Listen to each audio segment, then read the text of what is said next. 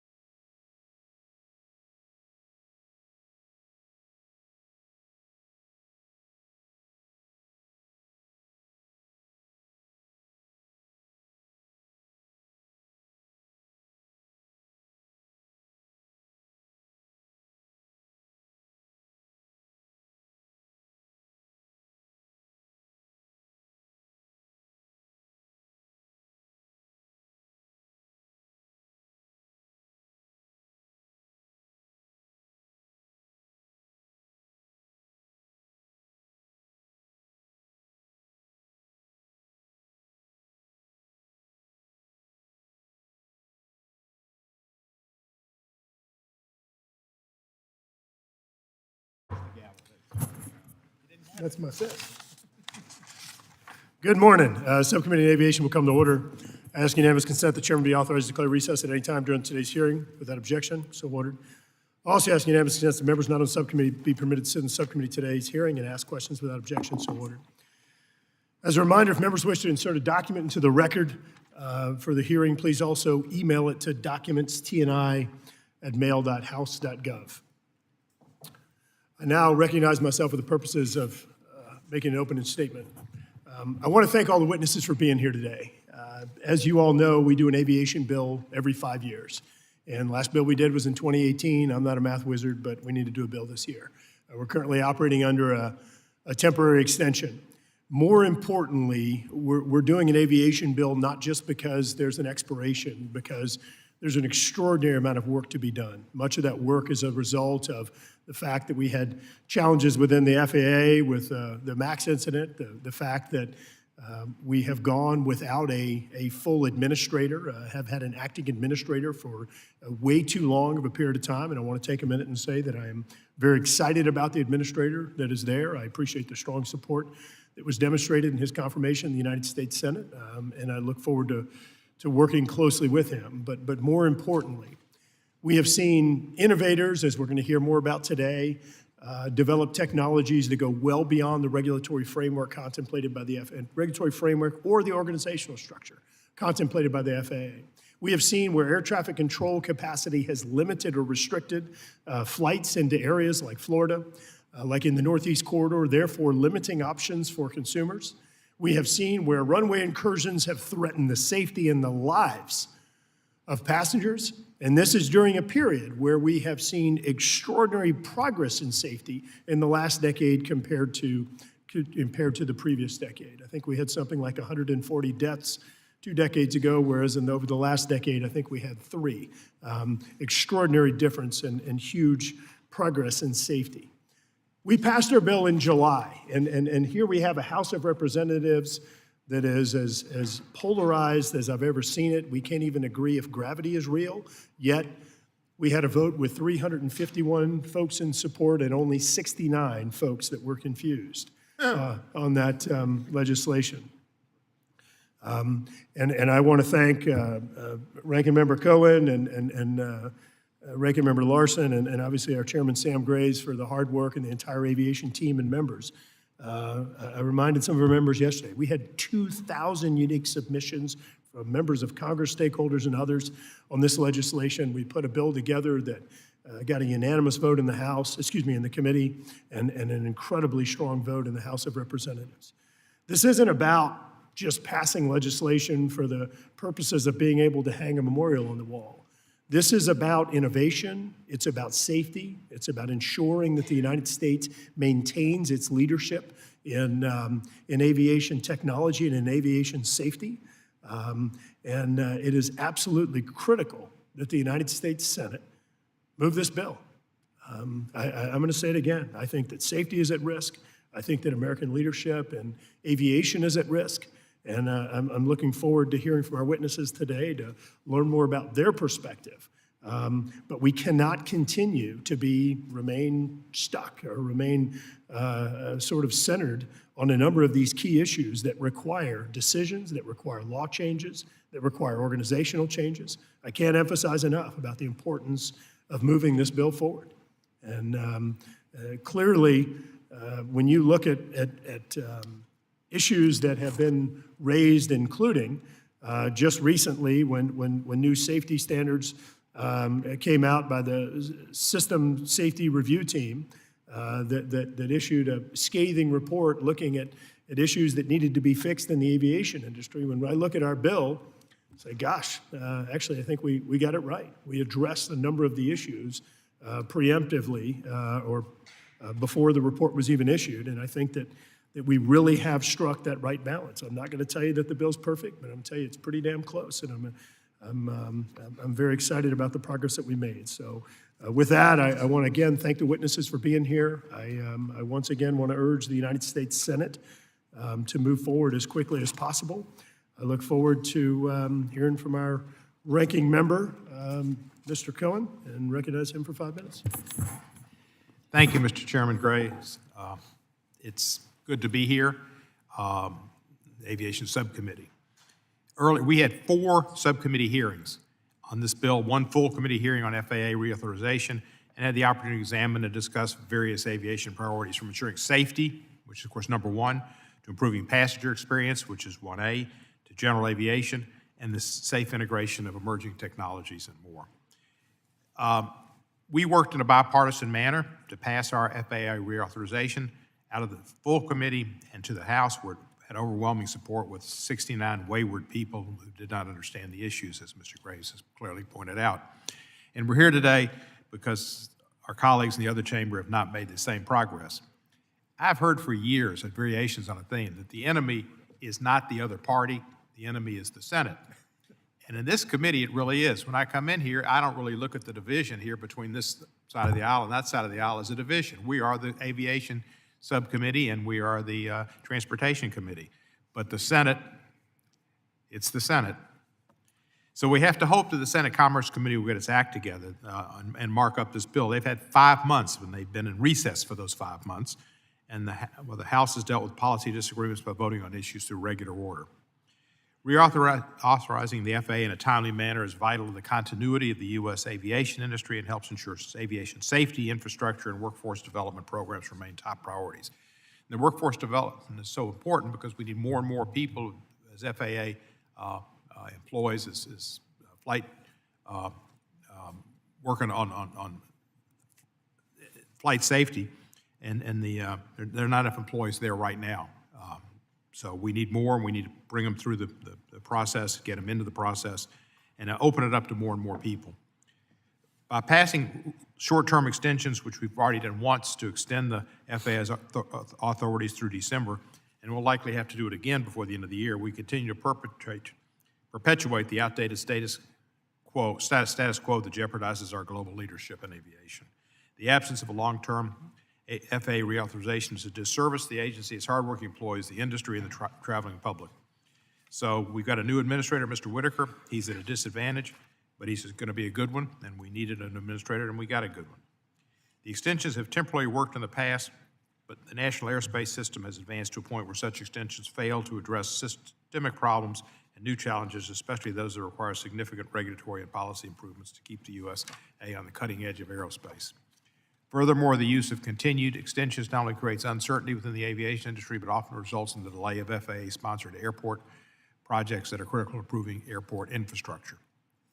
If not evident already, the over-reliance on extensions has proven detrimental and result in the failure to address a litany of critical issues, including safety concerns at airports such as runway near misses. And I guess that's the biggest thing we've got, and that's the thing Mr. Whitaker spoke to me about, was his first priority was the runway near misses, and that's serious business. There are not enough folks there overseeing the traffic. Safety management systems expansion, fostering technological advancements in the NAS, and insufficient investment in airports and next-gen technologies. For these reasons and more, there's the need to pass our comprehensive bill, which is vital to the continuity and safety of U.S. aviation. Our House-passed bill makes historic, important infrastructure investments, enhances safety, protects consumers, including those with disabilities, which is very important, and we just saw some issue with a wheelchair being cavalierly tossed down a ramp, and people need to be more concerned about that. Addressing environmental resiliency, ensure the safe operation and integration of the unmanned aircraft systems and advanced air mobility aircraft, and improve the development of the U.S. aviation workforce, especially in minority communities. Just last week, the independent safety review team assembled by the FAA in response to multiple close calls at airports issued a 52-page report calling the FAA and Congress to address safety risks in our nation's aviation system. In the report, the safety group highlighted a multitude of issues such as staffing shortages among air traffic controllers and outdated technology. As the safety review team stated, there are no easy short-term fixes to address many of these challenges. Addressing the risk in NAS requires the FAA, the administration, Congress, and others to work together collaboratively. No better place to start than by Congress. By sending our House-passed long-term reauthorization bill to the President's desk, our bill deserves and enhances America's aviation system, which was the world's gold standard, probably still is, but needs to have improvements. It contains hundreds of provisions that will benefit our system and remains delayed in the Senate. So It really is. This committee, I think, if it was a microcosm of Congress, George Santos wouldn't have anything to talk about. Instead, he lies and tells terrible things about the Congress. If he was talking about the Senate, so be it, but not the House of Representatives. I yield back the balance of my time. Thank you, Mr. Cohen, and I want to thank you for raising the passenger experience issue that I omitted. I'm not going to comment on the rest of your speech, particularly the closing, but I do want to thank you for raising that because that needs to remain our primary focus here. With that, yield 5 minutes to the ranking member of the full committee, gentleman from Washington, Mr. Larson. Thank you, Chair Graves, for calling today's hearing to reinforce the need for a long-term, comprehensive FAA reauthorization. The last few years have exacerbated ongoing challenges facing our aviation system, and Congress has the responsibility to address these challenges to ensure the U.S. remains the gold standard in aviation. This committee engaged in a thoughtful and holistic process to draft the Securing Growth and Robust Leadership in American Aviation Act earlier this year. While there are certainly times when we disagreed, we put those issues to a vote, we accepted the outcome of those votes, moved the final product in a bipartisan way to the floor of the House, and passed it on the floor 351 to 69. There is a need to act. Last February, a Boeing 767 cargo plane almost landed on a Boeing 737 passenger plane at Austin International Airport. Without the quick action by cargo plane pilots, 131 lives could have been lost. Similar near-miss accidents have occurred at Philadelphia, Memphis, Miami, Chicago, New York, and Las Vegas. As a result of the spike in these incidents, the FAA commissioned an independent safety review team, or SRT, this past April to recommend ways to enhance safety and reliability of the nation's air traffic system. Those recommendations, delivered earlier this month, validate much of what this committee found as it engaged with stakeholders during the FAA reauthorization process. One of those conclusions bears highlighting today. The current erosion in the margin of safety in the national airspace system caused by the confluence of these challenges has rendered the current level of safety unsustainable. So I commend newly appointed FAA Administrator Whitaker as the FAA announced 6 steps it will take to start addressing the report's findings, especially regarding air traffic controller hiring and training. One of the critical findings in the SRT report is that the combined effect of irregular operations caused by controller staff shortages erodes the margin of safety in the NAS.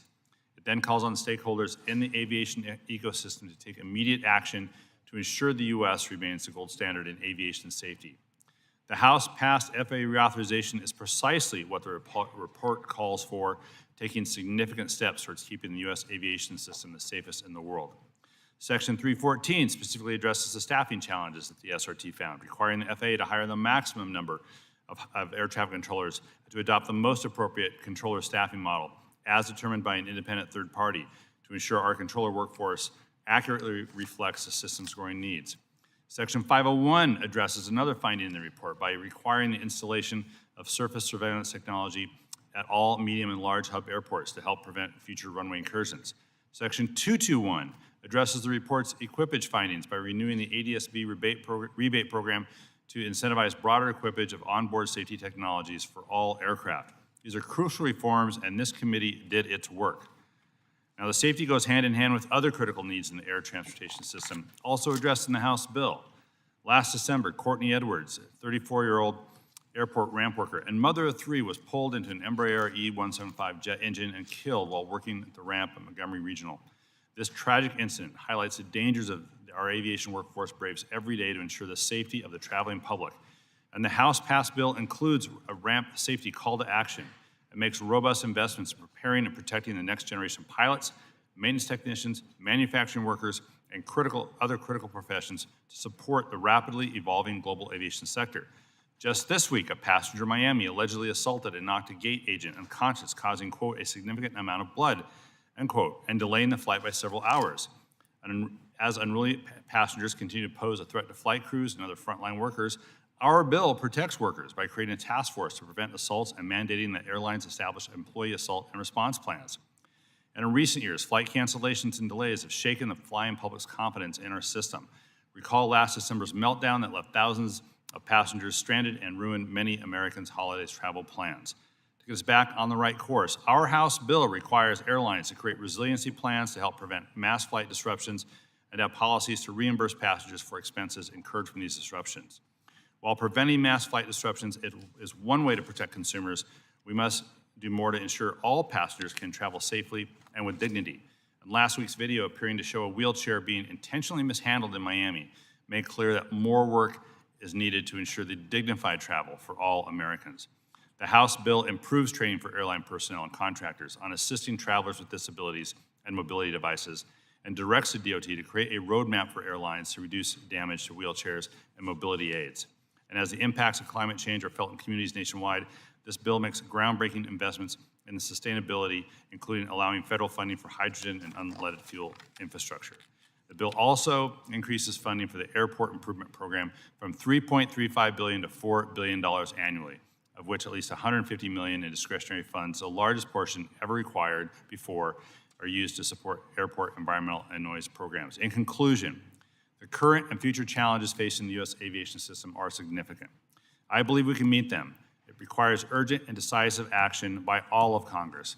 The House did its job. This committee did its job. Congratulations on that.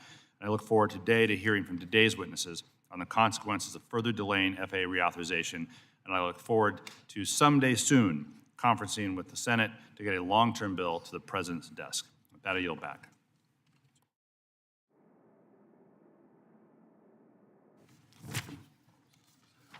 Thank you, Mr. Larson.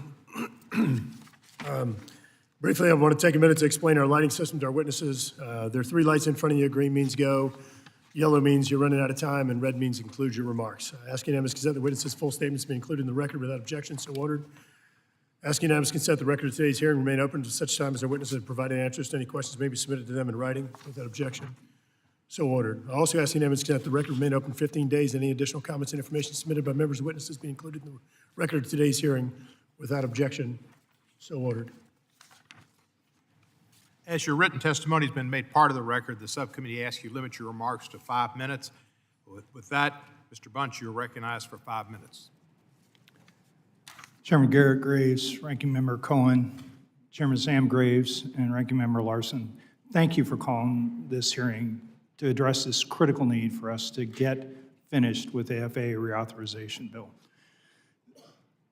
I've been doing this job at GAMA for now 19 years, and I've never seen a time that is more important for us to get the FAA reauthorized and address some of the critical issues that both of you addressed in your opening remarks, along with Ranking Member Larson, but also many of the other things that facilitate safety that aren't talked about in the press these days.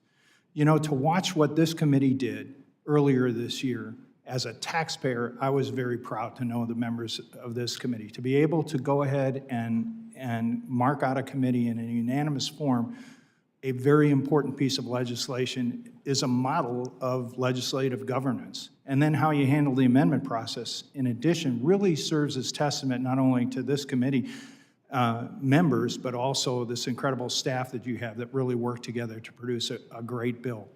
And the time could not be more critical to be able to finish the job. When we look at the challenges that Administrator Whitaker has in front of him, they're daunting. And it was really important for all of us also to note that over on the Senate side, his nomination was handled in a very thoughtful process. It shouldn't be lost on anybody that Chairman Sam Graves went over to introduce Mr. Whitaker to the Senate, and the proof is in the pudding. They confirmed him in a unanimous vote and gave him a mandate that he needs to be able to fix a lot of the critical issues that are facing not only the FAA, but also in its relationship with DOT and the rest of the administration. Earlier this week, the Management Advisory Council to the FAA, of which both myself and Mr. Santa are privileged to be members of, sent a letter to the leadership of both the House and Senate talking about the critical importance and what we need Mr. Whitaker to focus on and not be distracted from. If we don't get an FAA reauthorization bill done, the administrator has to handle with all of the disruptions that are handled with continuing resolutions, extensions, but also when you couple that with a potential for shutdowns, which people don't realize what kind of perturbations that forces upon industry when something like that happens, but also to be able to get stability through getting the FY24 appropriations bill passed. They need the stability and the resources to be able to complete the tasks of being able to address the issues. We've been for far too long without an FAA leader, but also there was a domino effect. So we had many of the positions within the FAA in acting positions.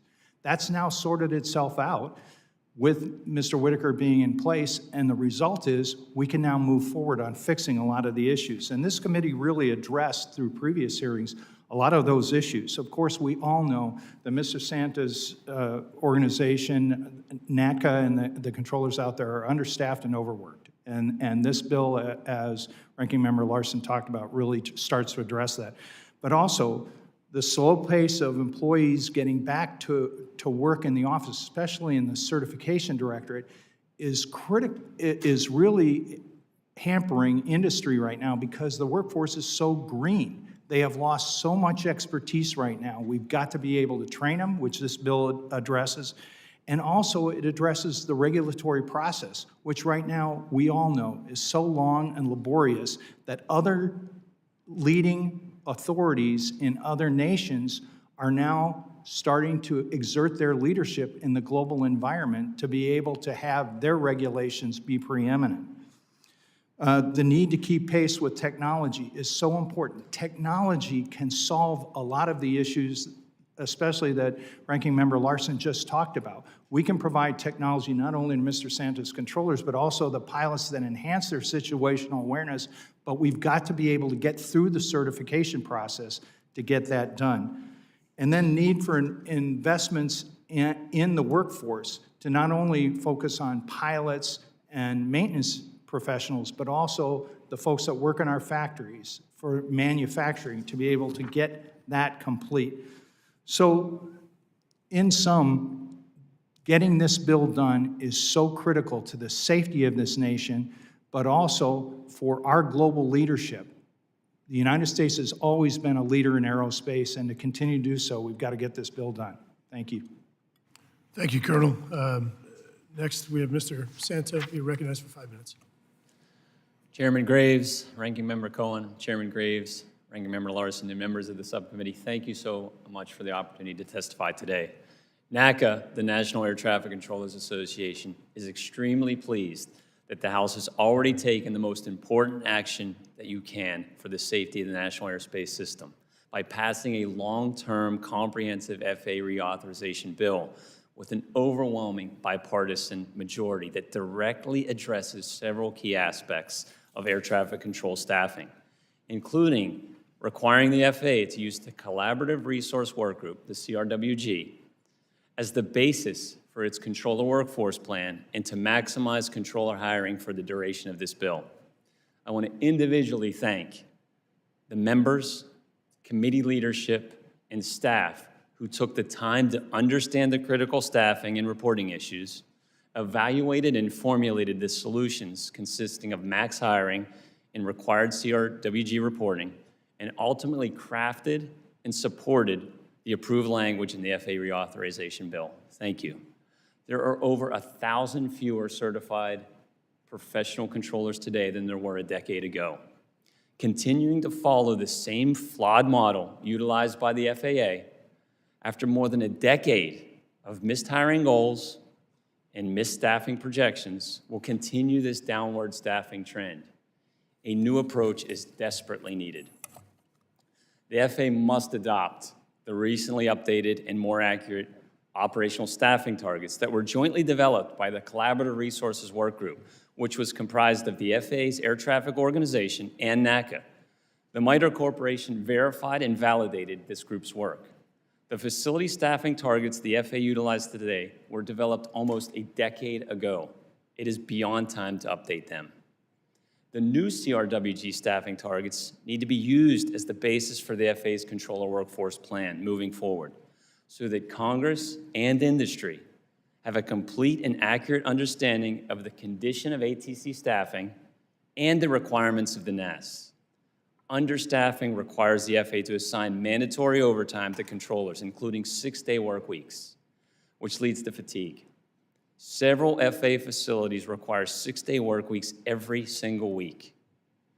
Air traffic control is already a highly stressful profession, Controllers that are required to work 200 hours per month amplifies that fatigue, and it inserts additional risk into the NAS as a result of this understaffing. In June, the DOTIG issued an audit concluding that while the United States has one of the safest air traffic systems in the world, a lack of fully certified controllers poses a potential risk to the national operations. Earlier this month, the FAA's National Airspace System Safety Review Team concluded that under FAA's most recent controller workforce plan that was submitted to Congress, when retirements and other attrition are accounted for, the hiring plan produces a negligible improvement over today's understaffed levels, resulting in a net increase of fewer than 200 air traffic controllers by the year 2032. Let me repeat that. The current plan presented to you results in a net increase of fewer than 200 air traffic controllers by the year 2032. We applaud the T&I committee for its bill that directs the FAA to adopt controller staffing targets to resolve these issues identified by both the DOTIG and the NAS Safety Review Team. But the FAA must also be transparent with its need for increased funding for its F&E budget. Congress has always met the FAA's stated need, but the agency has consistently requested less than it needs for runways, radar systems, towers, and all of its infrastructure. In fact, for the past 15 years, the FAA hasn't even adjusted their request to account for normal inflation. Utilizing a fix-on-fail model has led to the FAA's inability to maintain and replace critical safety equipment that has exceeded its expected life, again introducing risks into the system. The failure of the U.S. NOTAM system earlier this year was a glaring example of that risk. FAA funding requests have delayed the FAA from designing and implementing new technologies to improve safety. One such example is an airport surface surveillance awareness tool that addresses runway incursions, a top safety concern. Finally, I want to stress the need to avoid an FAA shutdown at the end of this year that would force the FAA to suspend hiring, close its training academy, and delay modernization even more, which would be a major setback. Thank you again for helping us to resolve these issues. I look forward to your questions. Thank you, Mr. Santa, for being here. We know this is the beginning of a very busy period for you. Mr. Bradbury, you're recognized for 5 minutes, please. Good morning, and thank you for the opportunity to testify today on behalf of AAAE. It's truly an honor to be here. I serve as Vice Chair of AAAE's Federal Affairs Committee, and in my day job, I lead the Portland International Jetport in Portland, Maine, a vibrant and growing small hub airport. I've been at the airport, PWM, for more than 30 years, the last 15 as airport director. First, I want to say thank you to the leaders and members of the Transportation Committee for developing and passing meaningful bipartisan FAA reauthorization legislation through the House. Chairman Graves and Ranking Members Larson and Cohen deserve immense credit for their leadership. The overwhelming votes in committee and on the House floor are a testament to the strong consensus that exists for this important legislation. For airports, the House bill increases federal investment after decades of static, authorized funding levels and makes important programmatic changes. These investments will fund improvements from tarmacs to terminals, enhancing safety, modernizing airport facilities, and increasing capacity while reducing environmental impacts. With safety concerns on the forefront, I want to emphasize that additional AIP resources will help airports upgrade runways, taxiways, and lighting to mitigate runway incursions and enhance safety. These investments on the ground complement efforts in the bill to enhance capabilities in the skies by adding to the controller workforce and upgrading technology. Both are important and extremely necessary. We also appreciate your work to reduce red tape, promote small community air service, improve the contract tower program, expand the aviation workforce, and protect the environment. Airport executives are encouraged by the action that the committee has taken, but we are concerned about the looming December 31st deadline for enacting a long-term FAA bill. The nation's aviation system is too important to leave on autopilot or to interrupt funding and unnecessarily increase costs. The challenges that the current uncertainty creates are evident at my airport and others with limited construction seasons and tight operational windows to complete projects. In Portland, we need to commence projects in early spring and complete them by the end of September. Even a small delay can postpone a project until the next construction season, since operationally we can't begin a project that won't be paved and ready for operation by the time paving plants close in the fall. This upcoming construction season is critical at Portland as we're reconstructing our Taxiway Alpha, the parallel taxiway for our primary runway that moves aircraft from the runways to our terminal apron. The project must start on time. It has not only a tight seasonal weather schedule, but a tight operational schedule due to our extremely busy summer tourism season. Already, we are coordinating the project construction schedule with our airline partners, which must adjust their flight schedules and aircraft to accommodate the project. My taxiway project is an example of just one airport. It is not unique. There are many airports with similar critical airfield infrastructure projects that can't move forward without the certainty of funding availability.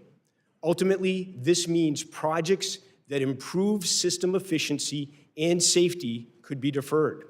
Sadly, this is not the first time airports have been challenged by short-term extensions and continuing resolutions. I will be blunt.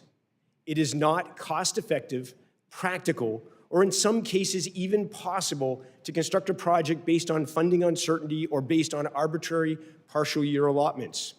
It is hard to buy half an air rescue firefighting truck or use only half of our short construction season. Surprisingly, some of the largest expenses on our major airfield projects are startup costs, which amount to 15 to 20% of overall costs. Our contractors must have their equipment, safety, security, fencing, barriers, materials, and support facilities on site and ready to go before construction begins. If the project is delayed, forcing contractors to remobilize in the next construction season, the costs are doubled. When you multiply these impacts across hundreds of airports, the effects are significant. Increased costs, delayed or deferred projects, and numerous operational challenges. Mr. Chairman, the aviation industry is in a period of intense challenge and opportunity. We need long-term certainty to plan, prepare, and build projects that increase efficiency and enhance safety. Our passengers, users, and communities expect and deserve these necessary investments. We are grateful for your work toward that end and appreciate the opportunity to be here today. Thank you. Thank you, Mr. Bradbury. Mr. Peterson, you now recognized for 5 minutes. Thank you. Good morning. Chairman Graves, Ranking Member Cohen, members of the subcommittee, thank you very much for holding this hearing today on the importance of reauthorizing the FAA administration as quickly as possible. I'm Gary Peterson, Executive Director of the Transport Workers Union of America. Our members include over 155,000 transportation workers across the country. We're the largest union in the U.S. aviation industry, and we represent mechanics, flight attendants, ramp workers, dispatchers, fleet service workers, pilot simulator instructors, meteorologists, and others who safely deliver people and goods to their final destination every day. On behalf of the entire TW, I want to start by applauding the committee's diligent and collaborative efforts to pass H.R. 3935, the 2023 FAA reauthorization. Your legislation includes a number of historic provisions the TW has been advocating for over decades. Our union has strongly endorsed H.R. 3935, and we hope to see it swiftly enacted into law. The provisions of your legislation are not only historic, but urgently needed. Every day that the FAA continues to run on a short-term extension is another day that our members face assault, unsafe work conditions, and impossible economic conditions that are incentivizing companies to offshore good aviation maintenance jobs. Since the late 1980s, the FAA has outrageously encouraged airlines to perform their maintenance outside the United States by selectively enforcing safety regulations. Today, there are nearly 1,000 FAA-certified repair stations abroad. It is at best disingenuous and more often an outright lie when airlines tell the FAA or the flying public that they maintain the highest maintenance standards. The truth is that no one has insight into the work performed at many of these facilities outside the U.S. There are no random inspections, no minimum qualifications for mechanics, and absolutely no expectation that the work is being done to U.S. standards. China has been the largest beneficiary of this lack of enforcement and now employs nearly 22,000 workers at facilities repairing and overhauling U.S. aircraft, roughly the same amount of aviation maintenance workers as the states of California and Texas combined. This is work that absolutely should be done on U.S. soil by qualified U.S. workers. H.R. 3935 would close these loopholes and reiterate existing FAA standards. Your legislation requires companies abroad that request the rights and privileges associated with an FAA certification also meet U.S. standards. This provision will return thousands of good jobs to the U.S. and raise the level of safety in our airspace. On this subcommittee, the TW particularly appreciates the work of Representatives Mark Molinaro and Julia Brownlee, who led this fight on the issue in this Congress. Additionally, H.R. 3935 will save airline workers' lives. For customer-facing airline workers, violent and unruly passengers have become all too common.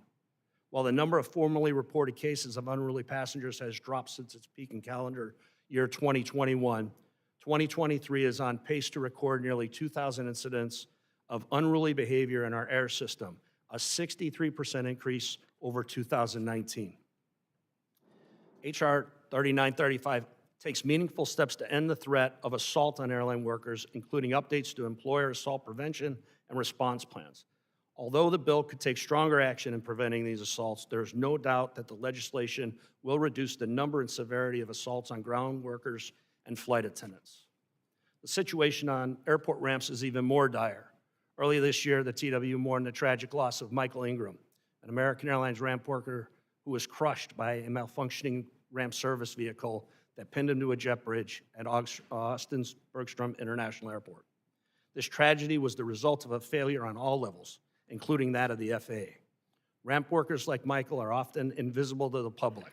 Sadly, 3 other ramp workers, have also died this year, in this past year alone, including one just this last month. It has been far too long since these rules keeping these workers safe have been reviewed and updated. H.R. 3935 mandates the FAA issue a call to action to review ramp worker safety procedures, bringing stakeholders to address longstanding deficiencies in FAA policy, update training programs, and increase visibility for safety markings. For ground workers, these changes cannot come soon enough. My written testimony details the many ways H.R. 3935 will immediately improve safety and worker rights in our airspace. I again applaud your work by directly tackling all of the major issues facing airline workers today. It's significant that your legislation earned the unanimous vote of this full committee and an overwhelming vote on the House floor. Our members are proud to support the House version of the FAA reauthorization. Thank you again for holding this hearing, and I look forward to answering any questions. Thank you, Mr. Peterson.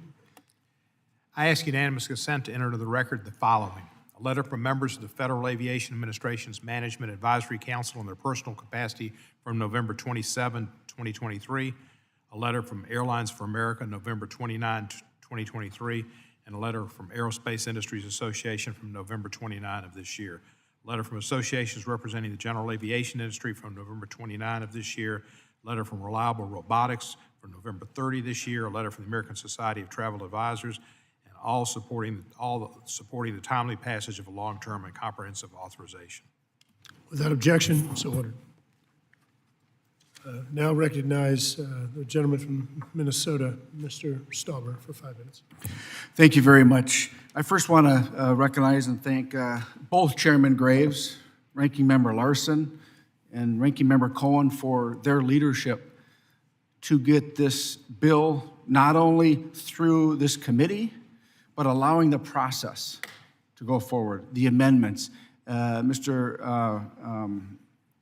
Bunce, you mentioned that watching the amendment process, that's exactly how it's supposed to work. And I want to give, I just want to say thanks to every one of you here, because your patience on this has been sitting on Schumer's desk for 5 months. You see the damage that's happening. As an airport director, you see what we can fix. And so it's frustrating that we have great leadership on this committee in a bipartisan fashion, pushing an important reauthorization bill, and the Senate sits on it for 5 months. Look how much farther we could have been ahead. That's why we have to change the way this town delivers legislation for the American people. We know that general aviation, commercial aviation, is only going to grow in the years to come. And I want to just before I make my comments, thank you all for your leadership as well. Pushing us to make sure that the legislation fits the demands. And Mr. Peterson, I first want to thank you for talking about the workers, because this bill takes care of the workers above and below the wings, which are so important. They have to work together. So I want to thank you. In Minnesota, our local news organization, KSDP, recently reported on the shortage of airplane mechanics and technicians impacting the Minnesota aviation industry, particularly general aviation. In the House-passed FAA reauthorization bill, we tripled authorized funding for the FAA Section 625 Aviation Workforce Development Program. These aviation workforce development grants for aviation maintenance, technical worker support proposals that generate and increase interest and prepare students to pursue aviation maintenance careers. Mr. Bunce, what would this increased investment in Section 625 program mean to the general aviation industry? Thank you, Representative Stubber. If you look at a facility like Cirrus that you have in district, and Mr. Bruchette also has Cirrus in his district, if you just take that, we have had competition so much for being able to get qualified workers into our factories. We all know what happened during the pandemic. We all know all industries are short. But if you look at then who we have to work with in the FAA, they've also had a great drain of resources. So what you have done in 625 is be able to not only emphasize the importance of pilots, and of course the pilot situation right now, we're building training aircraft. Both of the companies that I mentioned, or both of you see that we're putting a lot of training aircraft out. And because what we're paying pilots right now, this is starting to be solved. It won't happen overnight.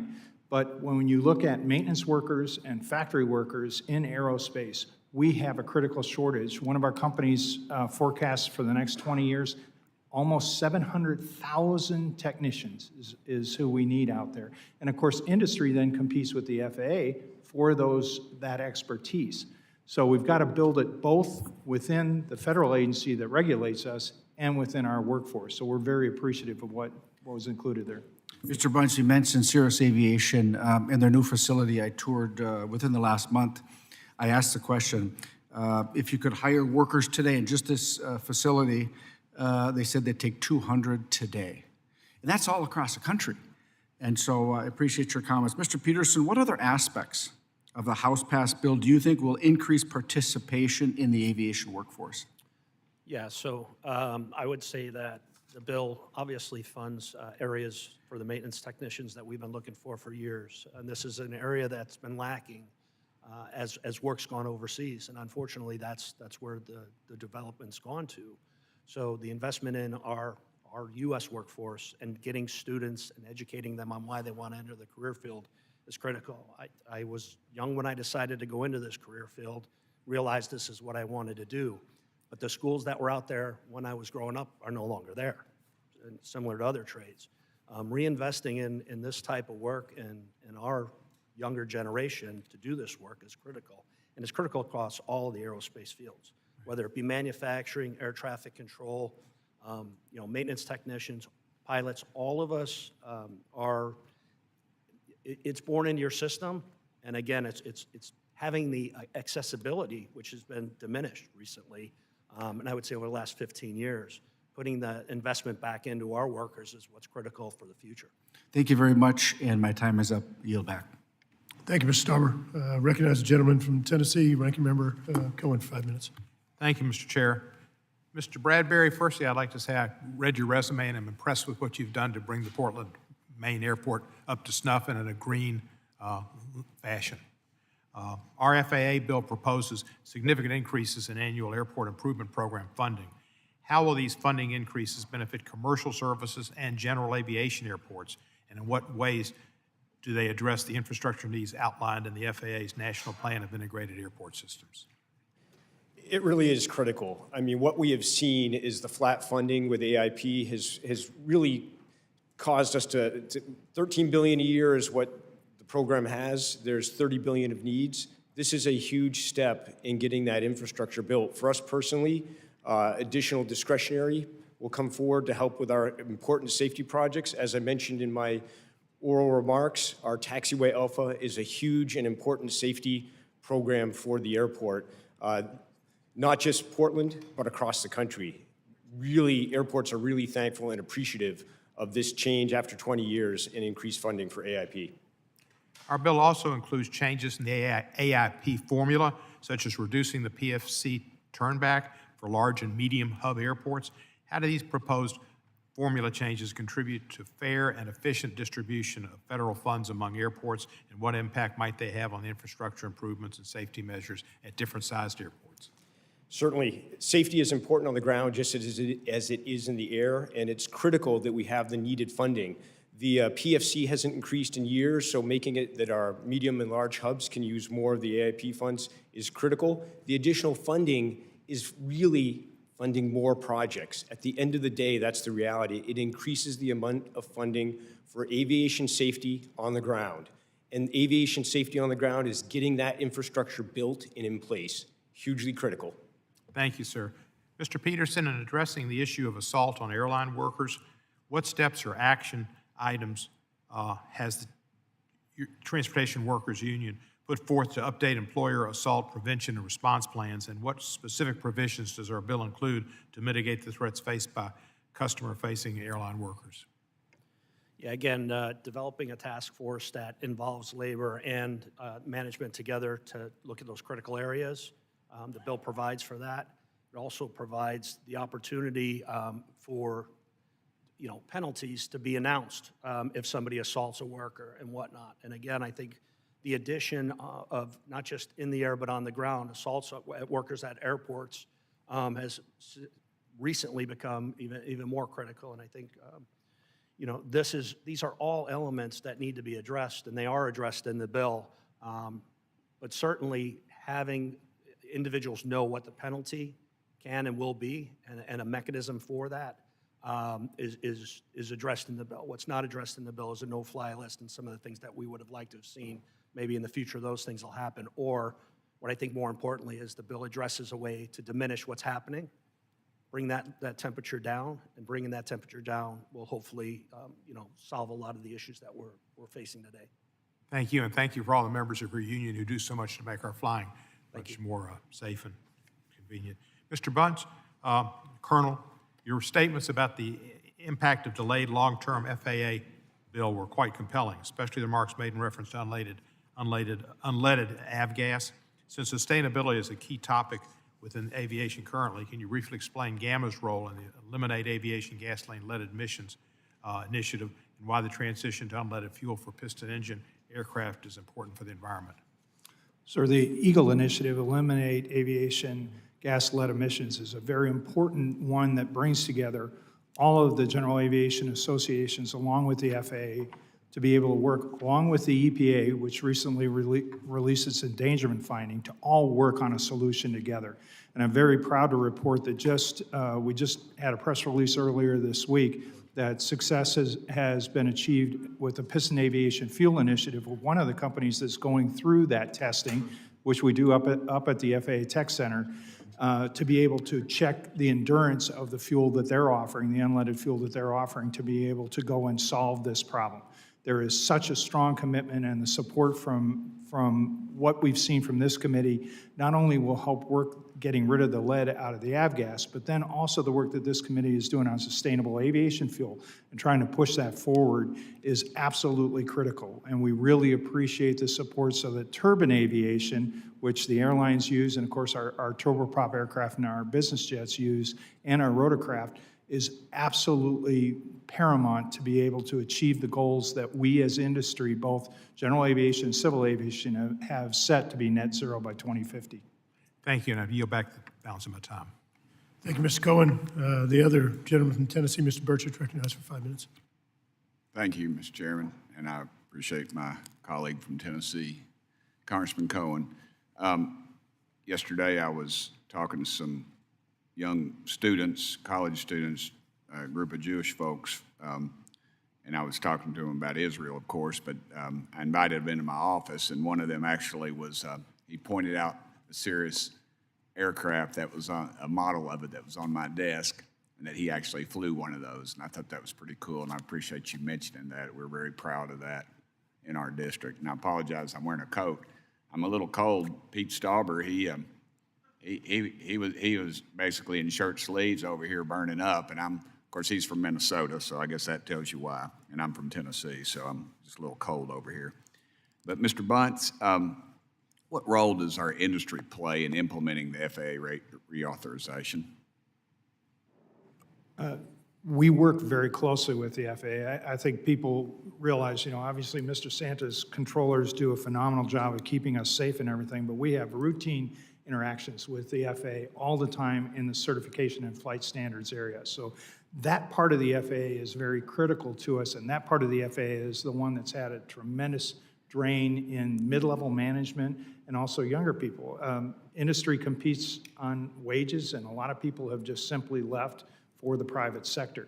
And so it is of paramount importance to us that those technicians that we work with are trained properly, are back in the office so that they can collaborate together, and those older heads that are still there can train that younger workforce to be able to work with a sector where technology is progressing so rapidly.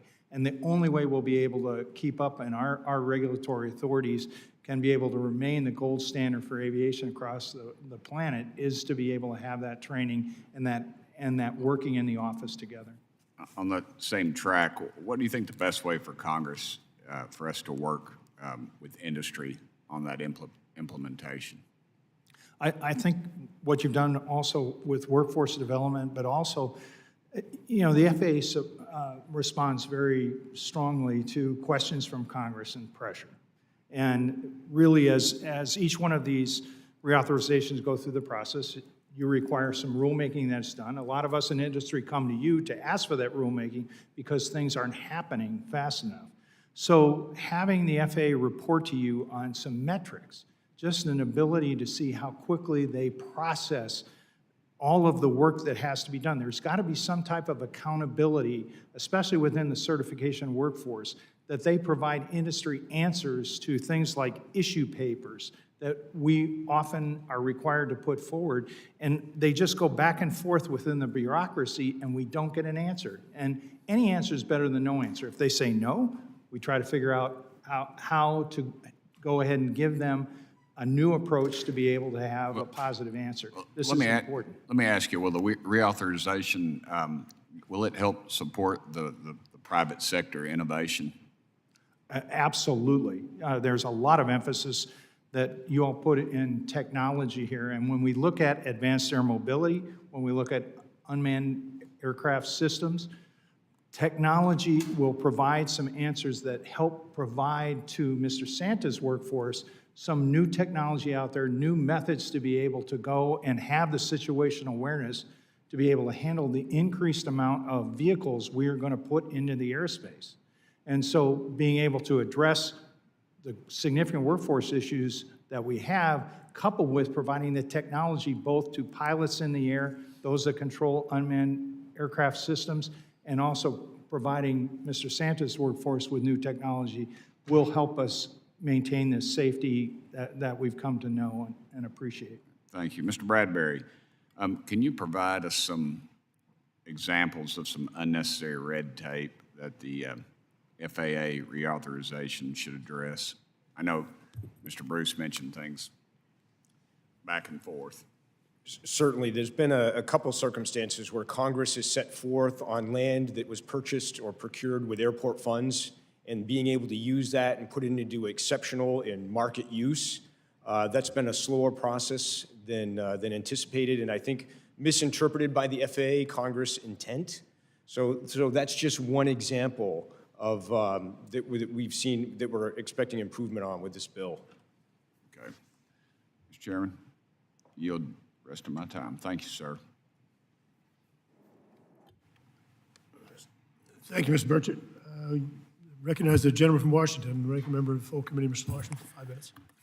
Thank you, Mr. Chair. In hearing our discussion and hearing your testimony, I'm struck by a line Stephen Colbert used on his first show when he asked people, you name a president, say great president or greatest president.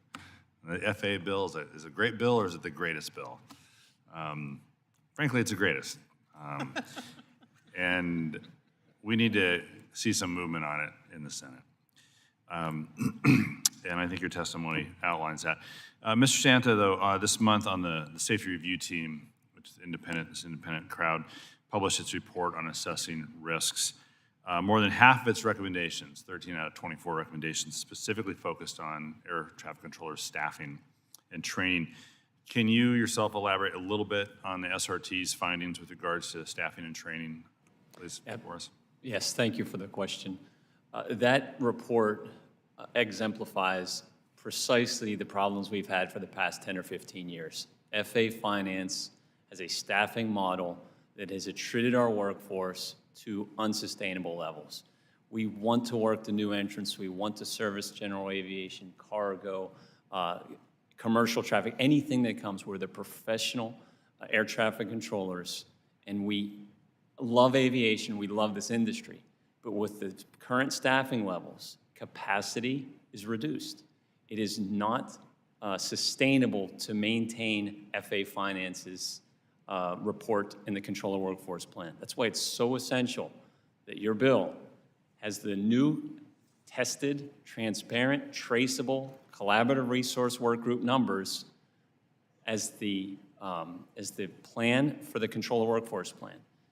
That will ultimately bring transparency and understanding to the health of our air traffic control facility staffing, which is abysmal right now. 6-day work weeks and 10-hour days are not sustainable.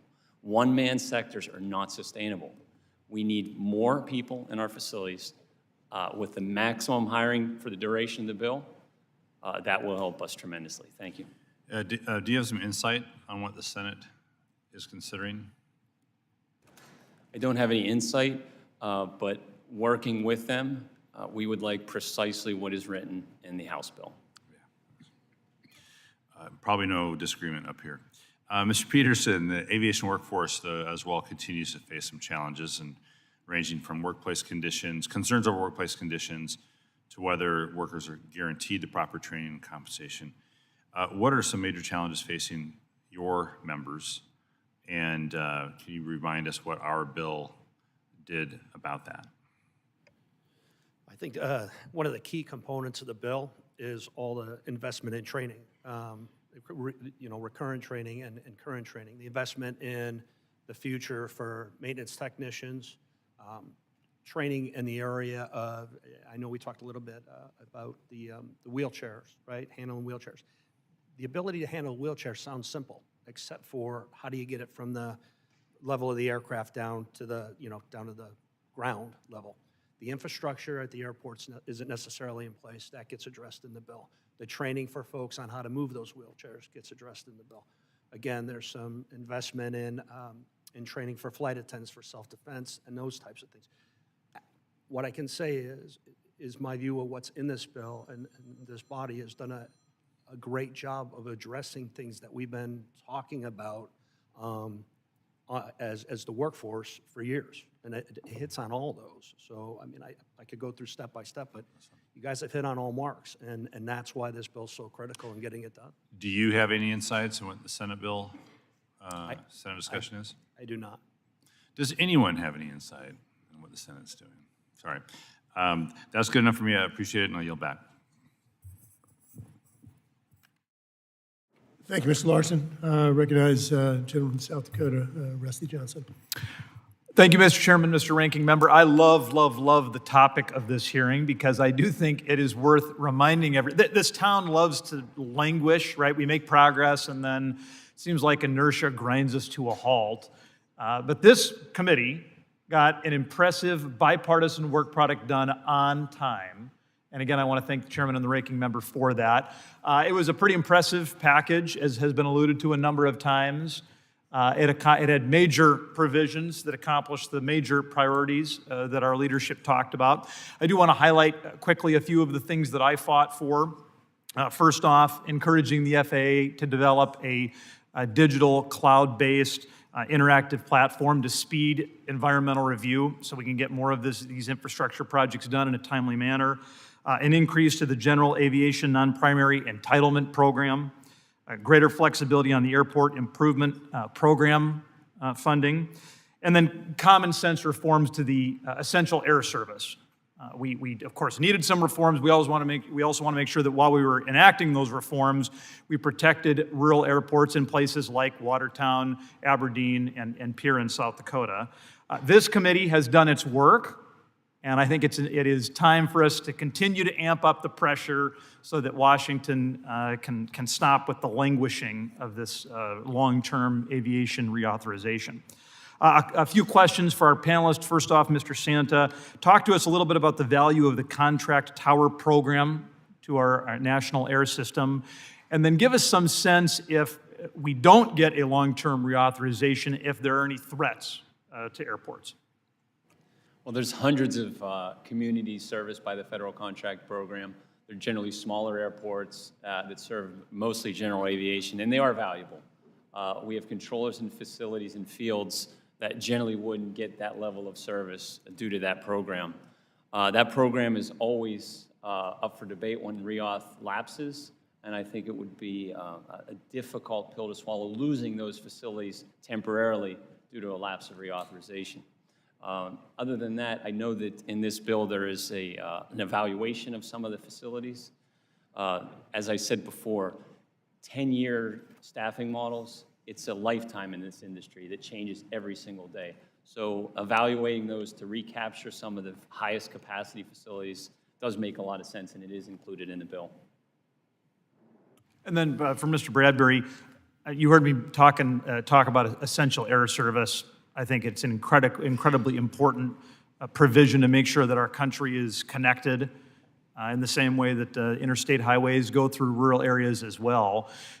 Talk to us about the impact to those most rural airports if we don't have a long-term reauthorization soon.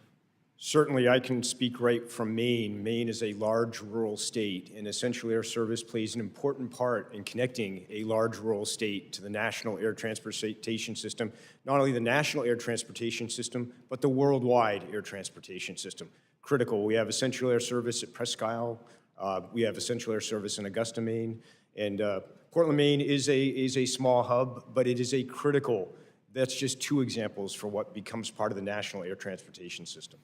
But if we don't have essential air service, or if there isn't the predictability of a 5-year reauthorization, does that put any particular stress or uncertainty onto these rural communities?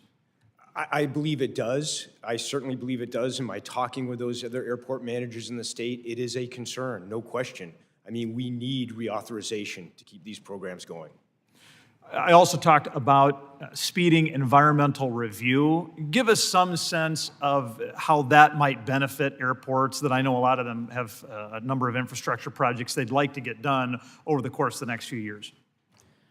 Certainly. I mean, every project, it is a long process to get through some of the environmental review. And sometimes it's even, when you miss some certain deadlines in that process, it can set a whole project back. We ultimately get there, but every time we can speed that up and have the same result, it's huge. It's really just about efficiency and keeping costs lower, part of that efficiency. I mean, do you have a quick horror story? I mean, what's the longest that you heard of a project going from, bid letting to completion and maybe slowdowns because of environmental review?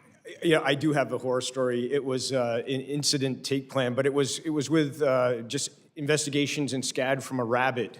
Held up a project indefinitely until we could get that all worked out with Inland Fish and Wildlife. We were at the northern extreme boundary of of a certain type of rabbit. Thank you very much, Mr. Chairman. I yield back. Thank you. Gentleman from Georgia, the other Mr. Johnson, recognized for 5 minutes. Thank you, Mr. Chairman, for holding this hearing, and thank you to the witnesses for your testimony today. In today's political climate, it's not often that Americans see colleagues on both sides of the aisle on any particular committee come together in a unified way to get anything done. But that is exactly what happened when this committee voted 63-0 back in July to pass the FAA reauthorization bill out of committee, a bill that required a four corners agreement to ensure that both sides came to the table for the benefit of our constituents, but most importantly, for the American people as a whole. A few of my priorities as we crafted this legislation were combating aircraft noise, strengthening aviation safety, diversifying the workforce, and enhancing the air travel experience for both passengers and workers. All of which I can say this bill does a good job of addressing. I was extremely proud to see the Willa Brown Aviation Education Program to support outreach and educational opportunities in underrepresented communities included. This program would be instrumental in strengthening and diversifying the U.S. aviation workforce, with the overarching goal being to address the shortage of workers in the aviation industry. Mr. Santa, adequate staffing levels not only enhance the ability to manage increasingly complex airspace, but also mitigate the risk of fatigue-related errors, ultimately safeguarding the well-being of passengers and the integrity of global air transportation systems. Your testimony states that, quote, understaffing forces the FAA to assign mandatory overtime air traffic controllers, forces the FAA to assign mandatory overtime to air traffic controllers on a regular basis, end quote. What are the safety risks that this kind of work schedule creates for the national airspace system? Well, thank you for the question. It's all exacerbated by the lack of staffing. When you're working 6-day work weeks and making thousands of decisions an hour on position, and none of them can be wrong. The margin of error is not 0.0001. You have to be 100% accurate because the safety of the passengers and the industry rely upon you. And working 6-day work weeks, 10-hour days, 200 hours a month, it's a strain, it's a stress, it is fatiguing. And to eliminate or to combat that, we need maximum hiring, and we need the controller workforce plan to have the basis of the CRWG numbers, precisely what your bill does. Is it possible that controller fatigue may have played a role in any of the near-miss incidents over the past year?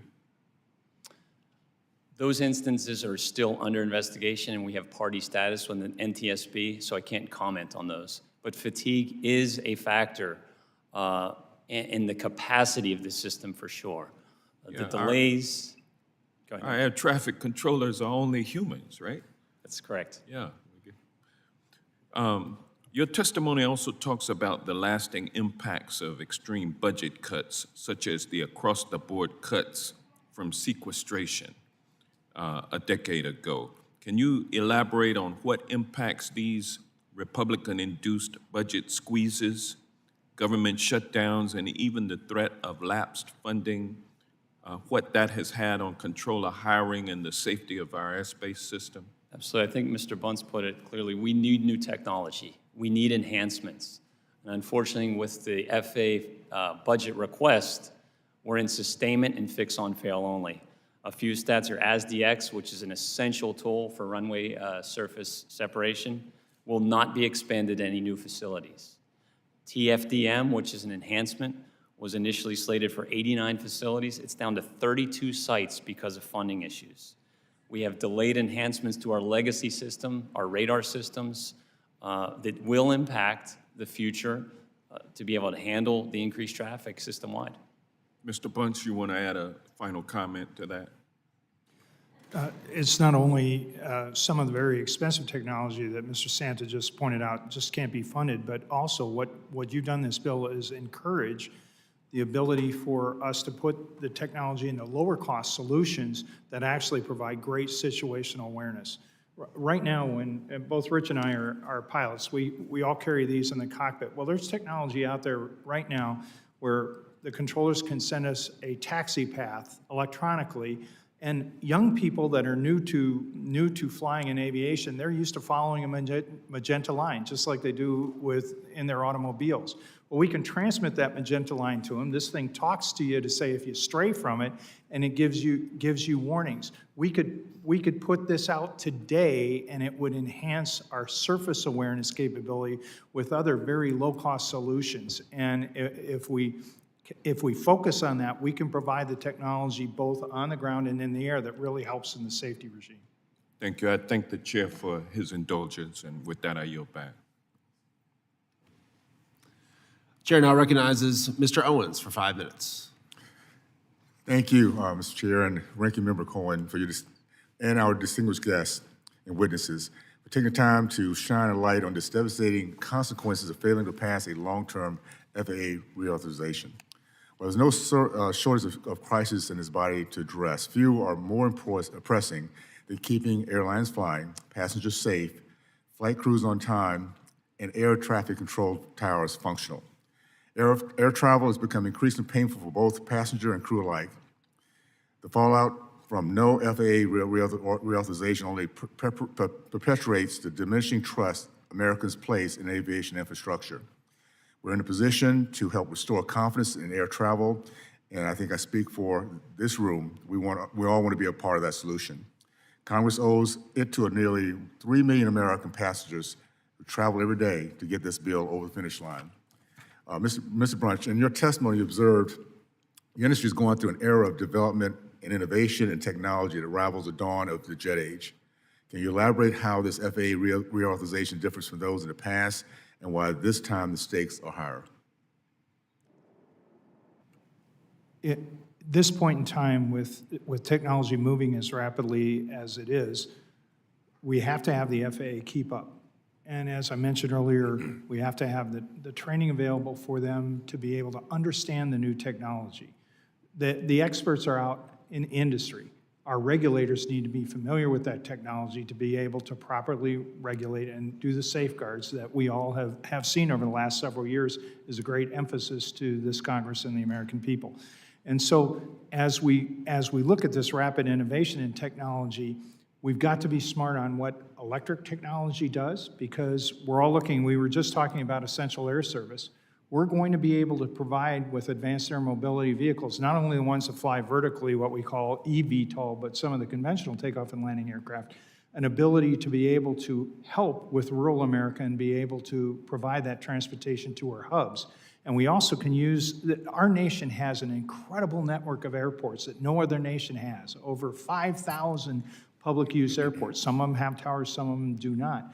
But by allowing the technology to move forward, such as having remote towers and a capability to be able to network all of our facilities together, really provides us an ability to expand and allow these new entrants to come into the airspace safely. Thank you.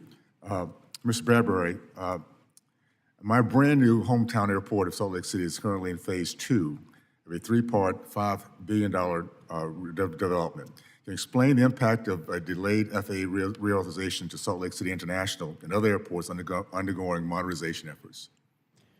Sure. I mean, the great thing of this bill is it's not just airside safety. It also will allow terminal enhancements and gives us some flexibility in funding those terminal improvements, which will enhance the passenger experience and the accessibility to our airports.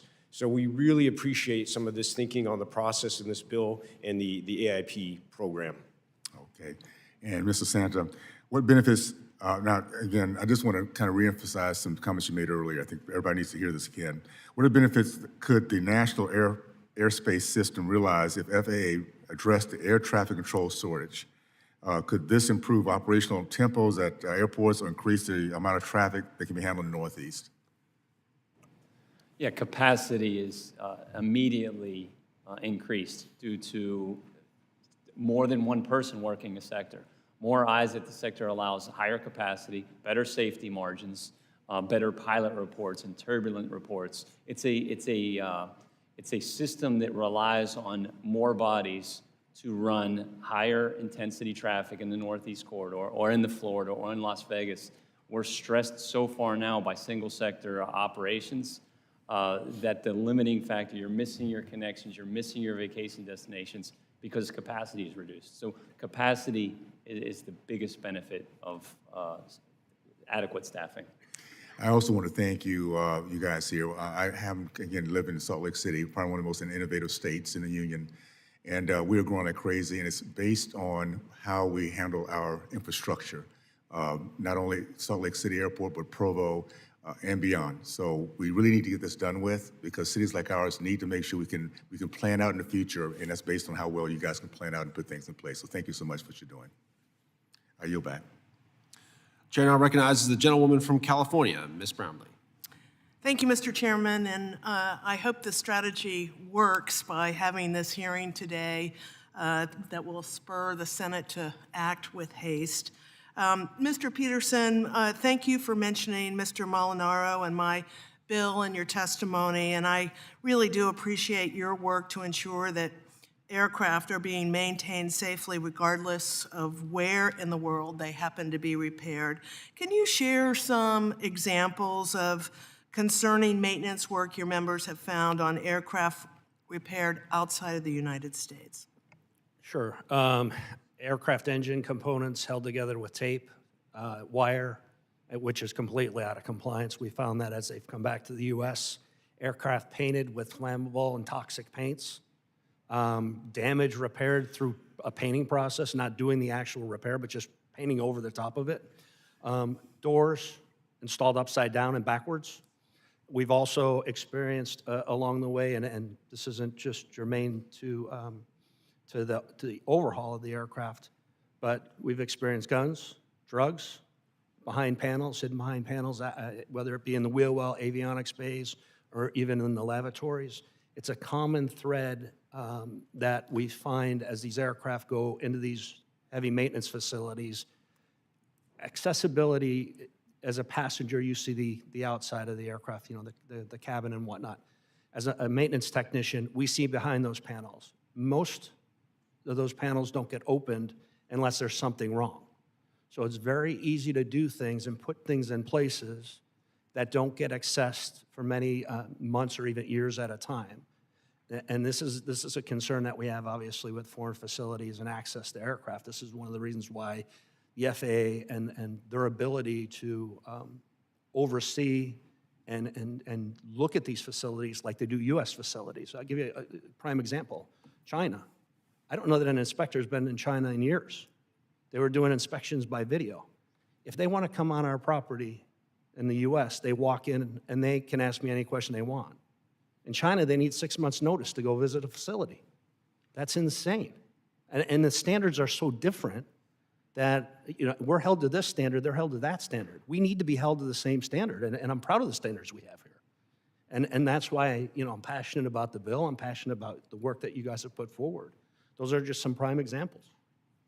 So are the airlines returning work to the United States after they're aware of these instances? No, they just move it around, to be fair. We do a lot of rework.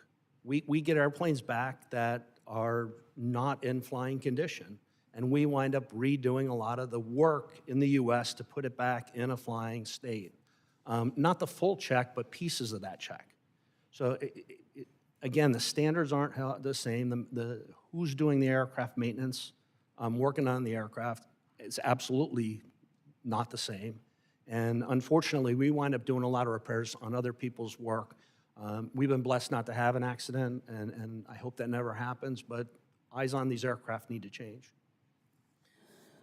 Well, having a blessing is not really the right policy, but is the FAA taking any action under its existing authority to enforce some of these safety rules? Well, the FAA's had, I'll just use the drug and alcohol piece of this. The FAA, that legislation was passed in 2012, I believe, and it's sad and hasn't been acted upon. I'm proud that that's addressed in this bill, and it will move forward. The Office of Management and Budget has moved that forward now. That's a prime example of, we have drug and alcohol testing for our folks. They don't have drug and alcohol testing. Well, if it's not necessary, then why are we doing it? And let me say this, it's absolutely necessary. It is fundamental to what we do. We all understand that. Thank you, sir, very, very much. I don't have much time left, but Mr. Bradbury, I wanted to ask you, I've done some work around sustainable aviation fuel, and from your perspective, what can Congress do to, in this upcoming FAA reauthorization, to really help airports develop SAF fueling infrastructure to increase the supply and provide cleaner fuel? The FAST grants are a good start, and we appreciate that this reauthorization will keep that kind of work moving. We've submitted for one in the Northeast region through Boston to really look at the logistics and the delivery of SAF to the Northeast. So looking forward to it. It is important, and it is the way to really help on the carbon footprint of the aviation system. Thank you. Thank you, Mr. Chairman. I yield back. I thank the gentlewoman. I now recognize myself for 5 minutes. I would like to thank our chair as well as our ranking member for their work on this FAA reauthorization, and I'm hopeful that we'll get this across the finish line soon. It was 142 days ago that this committee unanimously passed its FAA reauthorization bill after a robust, open, transparent, and bipartisan markup. 133 days ago, the House passed this bill 351 to 69 after, again, a robust, open, transparent, bipartisan floor process. It's good to finally see some green shoots from our Senate colleagues. I hope this means that we can get back to work on a final bill very soon. But as we eagerly await that, I commend the chairman for convening this hearing to highlight some of the important things that an FAA reauthorization means for all users of our national airspace. It's things like ensuring our gold standard of aviation safety, strengthening the general aviation community, increasing funding and flexibility for airport infrastructure, addressing the pilot shortage, and facilitating the future of aviation with firm timelines for the FAA to finally issue a beyond visual line of sight rulemaking for unmanned aircraft systems, as well as final interim regulations for advanced air mobility systems.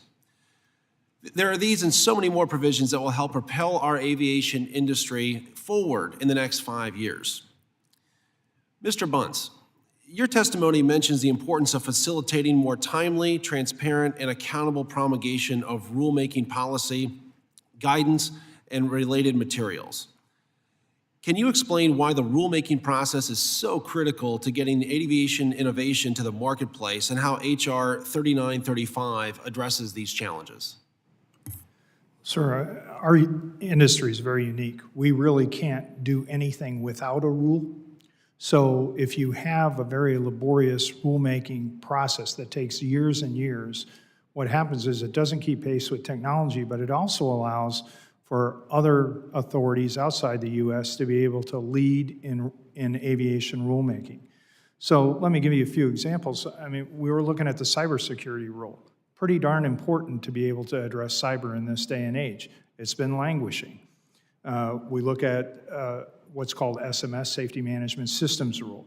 We have a critical rule that's very in front of us right now that impacts advanced air mobility, which is, we refer to it as the SFAR, and is Special Federal Aviation rulemaking process. And if we don't get this right, we will not lead the world in advanced air mobility. You mentioned BVLOS, Beyond Visual Line of Sight Operations. We're primed to do that, and I'm very happy to report that the differences between the traditional manned aviation community that operates down in low altitude a lot to a lot of our airfields, our helicopter fleets and that, now that these companies are being able to equip with what we call detect and avoid technology, a lot of that impasse now is melted away, and it's time for the FAA to start moving to get BVLOS across the goal line. But if it takes years and years, one of the other problems is we don't let other authorities, when we go into what we call ex parte, to participate in collaborative rulemaking. That's just crazy. When you have a rule that takes 3 years long, to not allow them, when comments come in and they adjudicate those comments, to then go and coordinate with somebody like EASA, the European Safety Agency, is crazy. Thank you. As a part of this FAA reauthorization, I was proud to have a bipartisan amendment that I co-led with my colleague from Nevada, Ms. Titus, included in this bill. It was a simple amendment that requires the FAA to set its air traffic controller hiring target at the maximum number that can be trained at the FAA Academy through all 5 years of the reauthorization. Mr. Santa, you've talked about the challenges facing the air traffic controller workforce, but can you talk a little bit more about the importance of this specific provision in the context of the overall bill? Well, personally, I want to thank you for that amendment. It will pay huge dividends for the air traffic controllers having maximum hire for 5 years. As you heard, even maximum hiring for 5 years results in understaffed facilities. If we don't pass this bill and the FAA Academy closes and the hiring is suspended, we will be set back even farther. But maximum hiring for the duration of the bill will start along with the Collaborative Resource Work Group being the basis for the Controller Workforce Plan, will start the healing of our facilities and the increasing of the staffing in 313 facilities across the NAS. Thank you, Mr. Santa. I yield back, and the chair now recognizes the gentleman from Arizona, Mr. Stanton. Thank you very much, Mr. Chairman, for holding this hearing. Thank you to each of the witnesses for being here today. The committee has worked hard to craft a strong, proactive, and bipartisan 5-year Federal Aviation Administration reauthorization bill and send it to the House floor where it passed overwhelmingly. We did our job. But in the 4 months since, the Senate hasn't even held a committee vote on this critical bill. And because they couldn't meet their original deadline, the FAA is operating under a short-term extension that expires on New Year's Eve, 4 short weeks away. We need to keep our skies safe and our planes moving, in part so people can see their friends and family, but also because aviation is a key part of our national and international economy. Arizona's aviation economy supports nearly 19,000 jobs and contributes billions to the state and the country. Look, we have the safest and most efficient aviation system in the world. This Thanksgiving was one of the busiest travel days ever, and the women and men who staff our airports, airlines, and air traffic control towers deserve credit for keeping things running smoothly, as all airport workers did as well. But one of the issues I hear about most often is aviation workforce shortages, particularly our traffic controllers. And overworked, understaffed air traffic control towers are one of the contributor factors leading to the rise in harrowing near misses at airports nationwide. Over the last year, there have been several near misses at Sky Harbor in Phoenix, one of the busiest airports in the world, at Phoenix Mesa Gateway Airport, one of the fastest growing commercial airports in the country. We just opened a brand new $30 million air traffic control tower, but staffing shortages have forced the airport to reduce operations at the tower by 4 hours per day. The House's FAA reauthorization, the one the Senate has yet to take action on, increases FAA hiring targets for air traffic controller, sets up workforce development programs to improve recruitment and retention, and sets up pilot program to convert tower staff by private companies like at Phoenix Mesa Gateway, to be staffed by FAA controllers.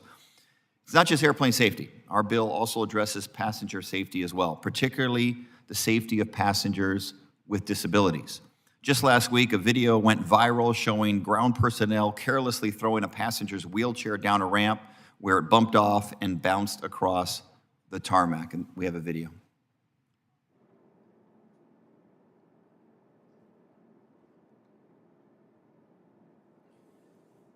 People depend upon these devices to move around, to get to their jobs, to visit family and friends. These mobility devices are not inexpensive. They can range up to tens of thousands of dollars. And there needs to be oversight on this carelessness, and I stand ready to work with my colleagues here and with the Department of Transportation to ensure everyone feels safe and able to travel. Our House-passed FAA bill takes meaningful common sense steps, many that I was proud to lead on, to improve the flying experience for passengers with disabilities. My ADAPT Act, Wheelchairs on Airplanes Act, and Mobility Aids on Board Improve Lives and Empower All Act, the Mobile Act, were included in the House-passed bill so that passengers with mobility issues can have proper accommodations, from boarding to seating and everything in between. I think I speak for all of us here when I say that we'll keep working to get this bill across the finish line. Our economy and the safety of the flying public depends on that. And we need our colleagues in the Senate to be better partners. Mr. Santa, I want to build on my colleagues' comments and questions on how to better our air traffic controller workforce to keep our skies safe. The Safety Review Team report, an independent panel commissioned by the FAA to look at near misses, specifically talks about how the plan to replenish the workforce is dated and, frankly, unrealistic.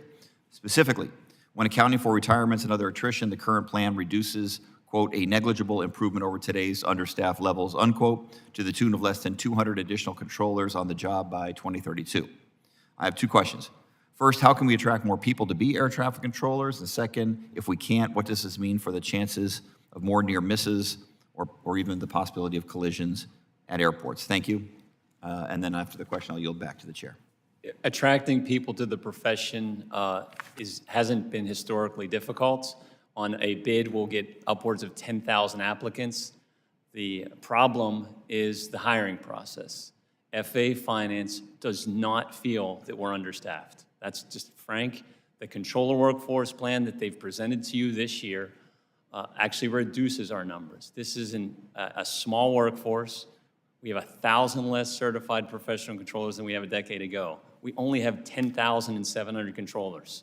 Removing 10 to 12% of that, it's not sustainable. So getting people to apply generally isn't the problem. Moving it from the failed FAA Finance model to what is in your bill is a major solution. Thank you. I yield back. Thank you. The chair now recognizes the gentleman from Georgia, Mr. Collins.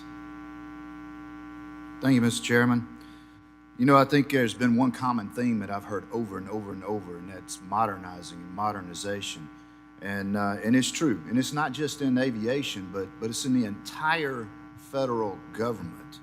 And I don't think it can be said enough, Mr. Chairman, and we need to say it over and over and over again, that yes, this committee unanimously passed a great bill, and it passed the House overwhelmingly. But y'all, I don't know what's going on in the Senate. I mean, they must have one whale of a pickleball tournament going on over there, because they certainly aren't getting anything done. I mean, they got bills stacking up everywhere.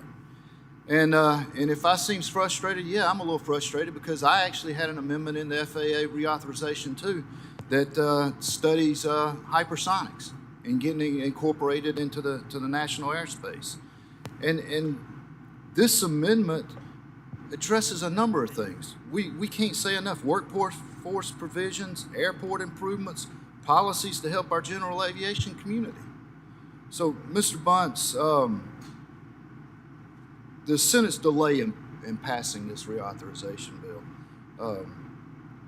what FAA modernization provisions are most pressing and need to get done now? And I know you've said it, but I think it just needs to be said over and over again.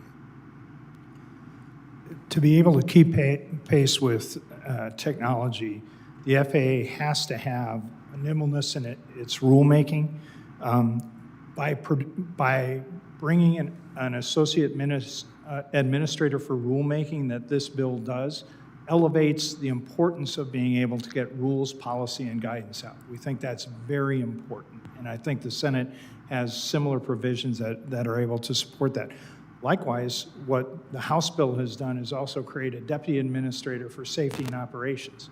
I think that's extremely critical, because, you know, when we have a change in administration, or we have FAA administrators that finish their term, we need that continuity and stability to be in place, to be able to go and keep all of the metrics that are required by all of the different parts of the FAA to be able to coming along and not have to reinvent the wheel every time we have a new administrator and deputy administrator. And then the emphasis that we have on technology there and the training of the workforce is so vitally important. We've got to be able to have a workforce that's able to understand the technology and to be able to certify it. And that certification delays and everything puts us behind. If we're talking about hypersonics, which we all support, is that is a holy grail to be able to get there. We've got to be able to do also supersonics, but the rigor that is required and the expertise that is not resident in the FAA right now would make certifying that type of technology extremely difficult, and this bill helps address that. I appreciate it. Mr. Bradbury, Hartsville, Jackson International, world's busiest airport. Right now, they got a multi-billion-dollar modernization project going on that's going to help improve efficiency and customer service. How's delaying this enactment, the FAA, going to affect those projects? I'm sorry, I missed the last part of that. How's the delay going to affect those projects? Oh, it's critical, and again, it's both operational and for us seasonal. So there are very tight construction schedules around the summer season for us that we have to get the work done. And if we don't have a reauthorization bill in its continuing resolutions, there's no guarantee that we will have the funding in place to get these really important projects underway and moving forward. I agree with you 100%. I've been to the airport, been to the tower. Mr. Santa, I just want to finish up with a comment.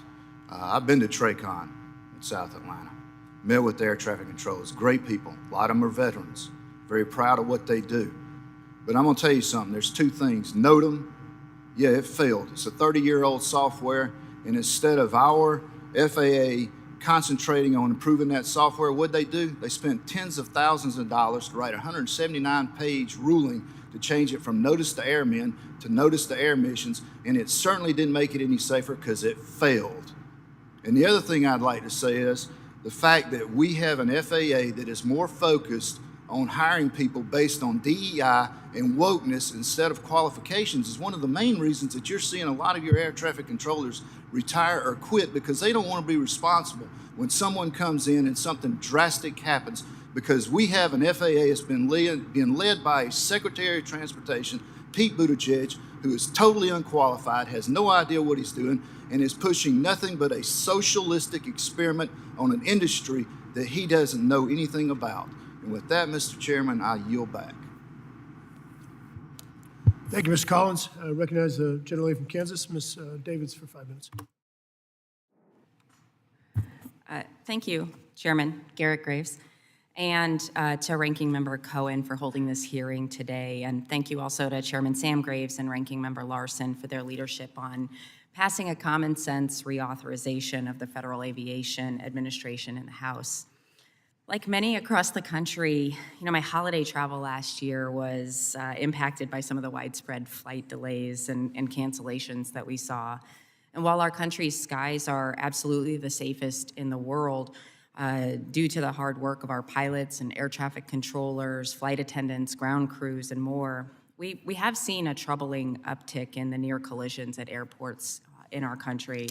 And these kinds of disruptions have become far too frequent, costing travelers both time and money. And this year, House Republicans and Democrats came together without theatrics to pass a bipartisan piece of legislation to reauthorize the FAA. The bill contains provisions that are going to have a huge impact on our flying experience as well as the economy, not just in my district, but across the country. And as a member of this committee, I've been working hard to ensure that the voices of the constituents in my district in Kansas are heard during this process. And while I was glad that the measures to protect Kansans' financial security and safety and to boost domestic manufacturers made it into the final bill, the reauthorization that we passed here hasn't been taken up by the Senate, which we've heard from multiple of my colleagues. The reauthorization we passed included consumer protections that require airlines to reimburse passengers for unexpected meal and hotel costs, and to establish policies allowing passengers to sit next to their young children. It also contains improved safety standards for air travel to help decrease airport near collisions, to review airplane emergency medical kits, evacuation procedures, and improve cabin air quality. And also, we saw the reauthorization in a bipartisan way uplift our local aviation workforce, boost domestic manufacturing, which is especially important in my state of Kansas, where we have a really strong legacy of aviation.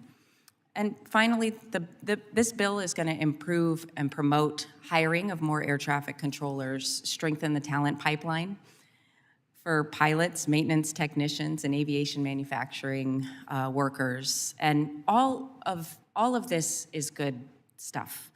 There are, of course, pieces of the legislation that I disagree with. I'm sure there are pieces of the legislation that my colleagues disagree with, but the nature of coming together in a bipartisan way requires that we figure out how to get that done.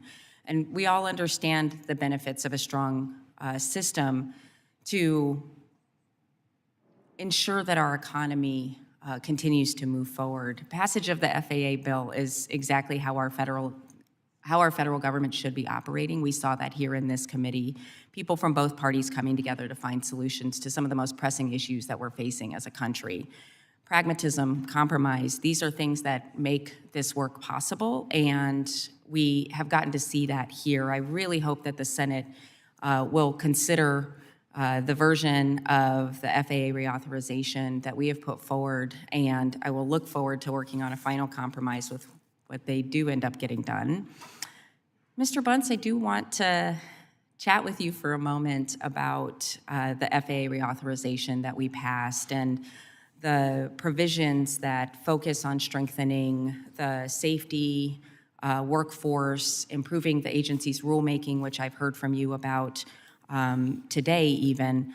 And I would love to hear a bit more about the provisions in the House version of the bill that you see as improving the industry's safety and competitiveness in this increasingly competitive global market that we're in.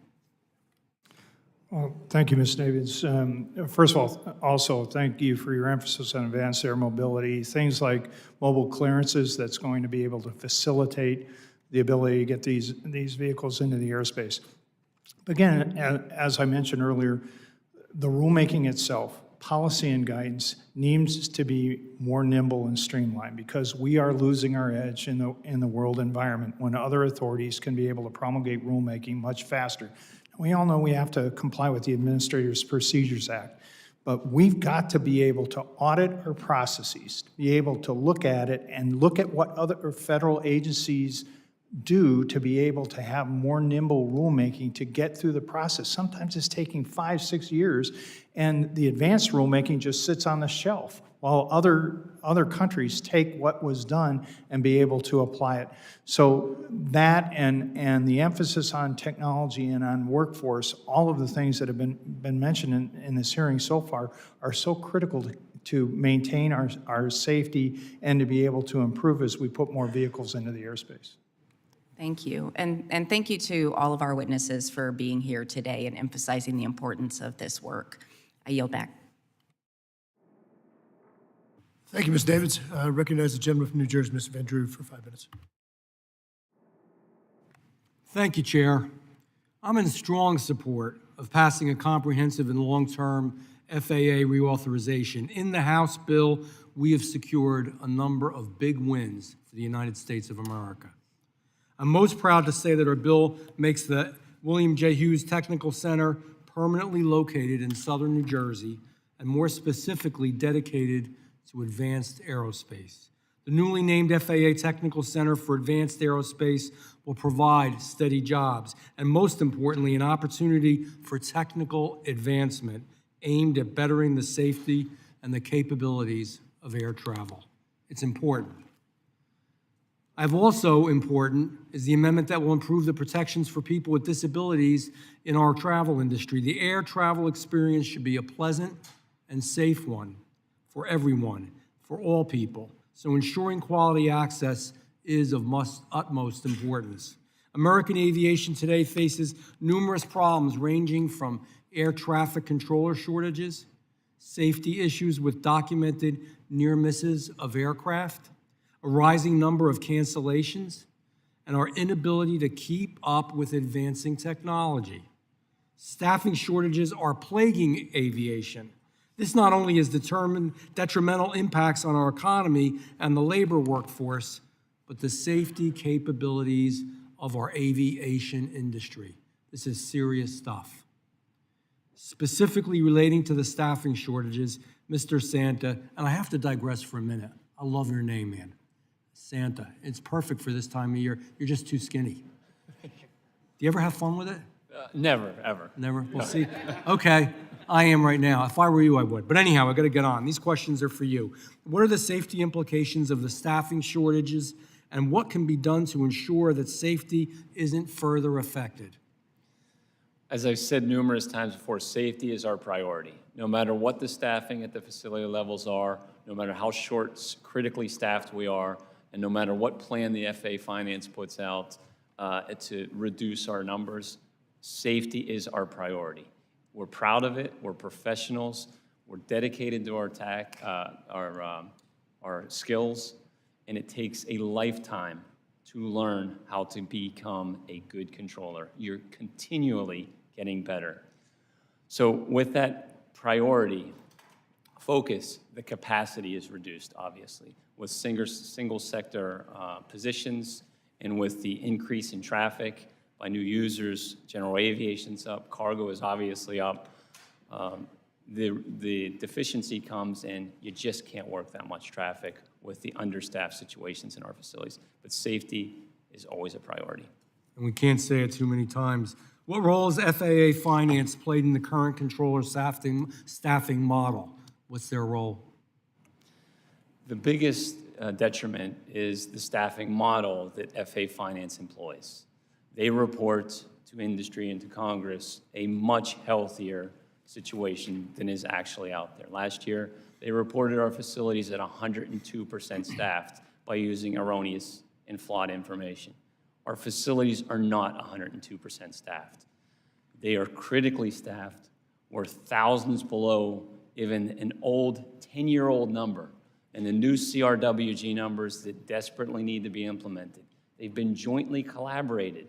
The FAA's ATO and NACA collaborated on these numbers. The experts in the facilities collaborated and determined these numbers as what's needed to service the industry, service the traffic. And the FAA has refused to implement those, and that's why this bill is so important. I appreciate your answers, and the bill is important, man. We got to get moving, not us. But we've heard that theme over and over and over today about the Senate. I hope they watch this hearing. If Congress doesn't pass a long-term funding solution to the FAA, America is at risk of losing its competitive edge in our tech race against China, which is real. Mr. Bunce, the aviation system continues to evolve daily, and important innovations are being made in the industry. From drones to advanced air mobility, the American aviation industry is moving fast, yet the government remains stuck in time. What are the ramifications for the advanced air mobility industry specifically if this FAA reauthorization legislation is not enacted in a timely manner? Sir, if we look at the opportunity that advanced air mobility gives us, and again, a lot of emphasis is on the vertical takeoff and landing aircraft, but it's also the electrification. If you think about a spinning turbine and the amount of electricity you can generate off of it, you can augment thrust. And I read with great interest COMAC, which is a government-supported program in China, just put forward a 19-passenger aircraft using that type of technology, the electric augmented thrust.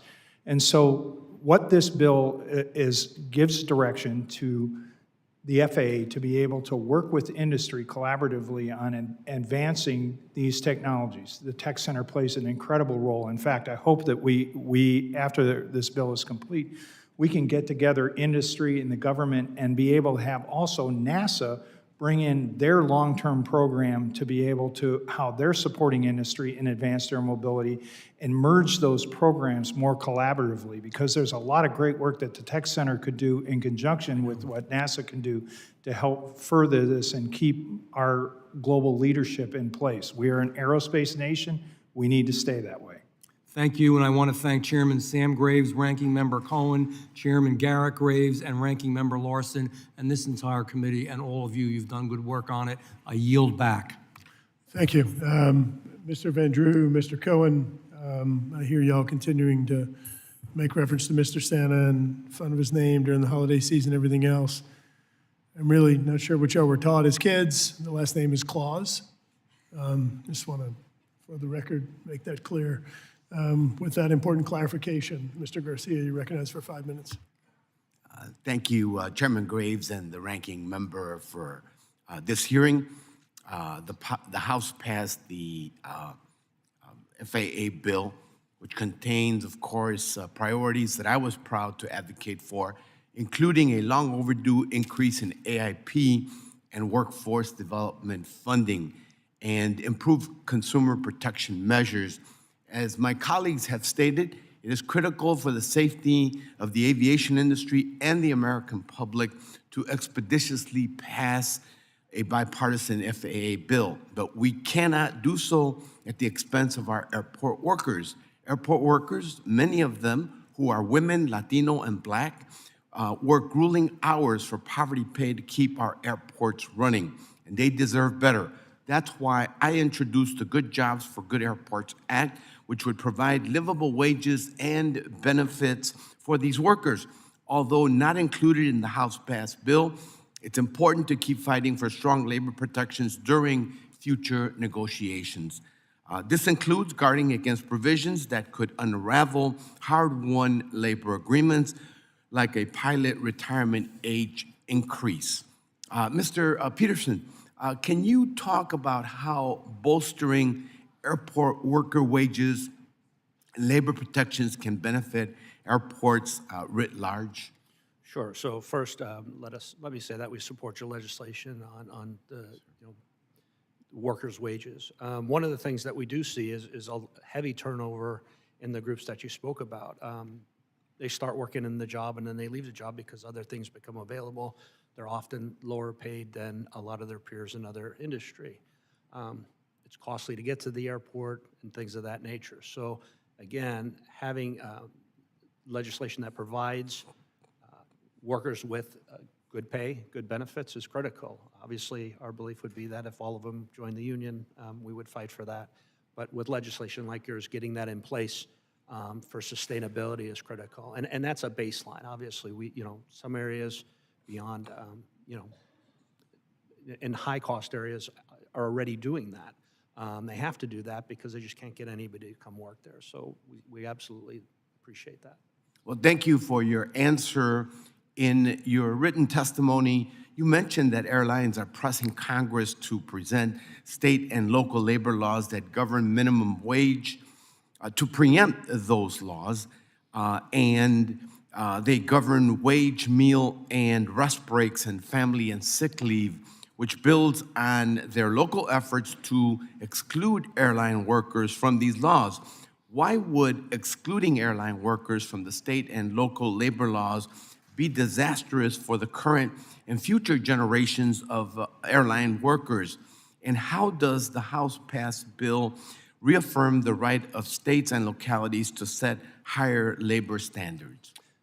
Yeah, again, I think it goes back to, if everybody that lives somewhere has a certain set of rules or laws that apply to them, to exclude airline workers, to me, seems preposterous because of the industry we work in. Granted that some people, and let me say this, airlines have been fighting this for a while and have not been successful in their litigation on that. But somebody that's a flight attendant, for example, saying, well, you live here, but the law doesn't apply to you because you're flying to another state. That's their job, or a pilot. Again, that is the issue at hand, is why would I stay in this industry? And taking a step back, let's just use as a flight attendant. Flight attendant field has become somewhat controversial. I talk to a lot of flight attendants today that say, I wouldn't want my son or daughter to become a flight attendant because of what they've seen happening in the industry recently. So taking away laws that everybody else has, if you're hearing that from the current flight attendants, and we don't represent pilots, but I'm sure there's a similar philosophy there, that if you're hearing that from flight attendants today, how do you get people to come into the industry if they can go work somewhere else and get the benefits of state laws that are in place? And so that's why this is critical. Thank you very much, and Mr. Chair, I yield back. Thank you. Appreciate it, Mr. Garcia. I'm going to yield to recognize myself for 5 minutes. Mr. Bunce, in your testimony, you made reference to certification challenges in regard to technology. I met with a manufacturer this week that made similar references to some of the delays and inability to get important technology certified. You similarly made reference to the fact that the FAA is not actually in-house working, and our bill does attempt to address that. Have your members reported many experiences about delays or lack of capacity that is impacting the ability to implement or update technology that could bring greater efficiency, safety, and other improvements to the aviation sector? Mr. Chairman, I hear about it every single day, and it's the one issue that frustrates and confounds my membership on a daily basis. If we don't have an efficient certification process and we have delay after delay, you're trying to develop new product. And what happens is, a lot of times, I had one of our major aviation companies say, Pete, I know I've got technology right out there right now that will not allow an aircraft to crash unless the engines are totally disabled. And yet he doesn't even move it forward because he said, I know I can't get it through the certification process in the amount of time that I can recoup the investment on engineering. So it is truly debilitating our workforce and our ability to advance technology when we can't get through the certification process. Let me give you another example. We validated a product coming from Europe on an aircraft, and the exact same, and it was a nacelle issue, the area that surrounds an engine. The same manufacturer provides the engine and nacelle for a U.S. product, but we did delay after delay and an unbelievable amount of testing when we already validated the product coming in from Europe. So not only do we have a problem with an inability to make decisions, but also we don't look at decisions that we've already made and say, okay, our foreign authorities certified that. Now we've got the same manufacturer here. Why are we going through a process that takes well over a year to look at the exact same thing? Yeah. Thank you. Mr. Colonel Bunce, if you have specific recommendations on particular parts of the certification, like policy office or others that you think would benefit from in-person work, I'd love to get that from you in writing. Mr. Santa, you discussed in your testimony at length the need to address the lack of capacity with air traffic controllers. Our bill does step in and attempt to address that, to force the FAA to hire more controllers and address the projected shortfalls in the FAA workforce, and requires assessment looking at future training as well. The FAA, as I noted in my opening statement, recently received a pretty jarring report from the SRT, the Safety Review Team, and there was a response to their recommendations stating that the agency is expanding the use of advanced training and beginning to deploy simulators for the use in controller curriculum to increase capacity and leverage benefits, putting controllers in specific facility environments sooner. What are your thoughts on the use of simulators to improve training or as adding capacity? Anything that creates efficiencies is welcomed, but we cannot degrade standards or qualifications or certifications. It's a professional job that takes a lot of skill, and there's no substitute for working the traffic. That can never be explained away, or technology can replace that. But really, it's indicative of the bigger problem, masking the problem, not identifying that we have a staffing shortage and trying to explain it away by different options and different ideas, instead of adopting the CRWG numbers like this bill does and doing maximum hiring for the duration of this bill. Just a few days ago, they've agreed that maybe we can do maximum hiring for 3 years. It doesn't work. They're unwilling to move off of the FAA finance model, which has failed us. Thank you. I know a number of members here have some tight timelines. I've got some more questions, but I'm going to submit them for the record for the other members of the panel. I do want to thank you all for being here.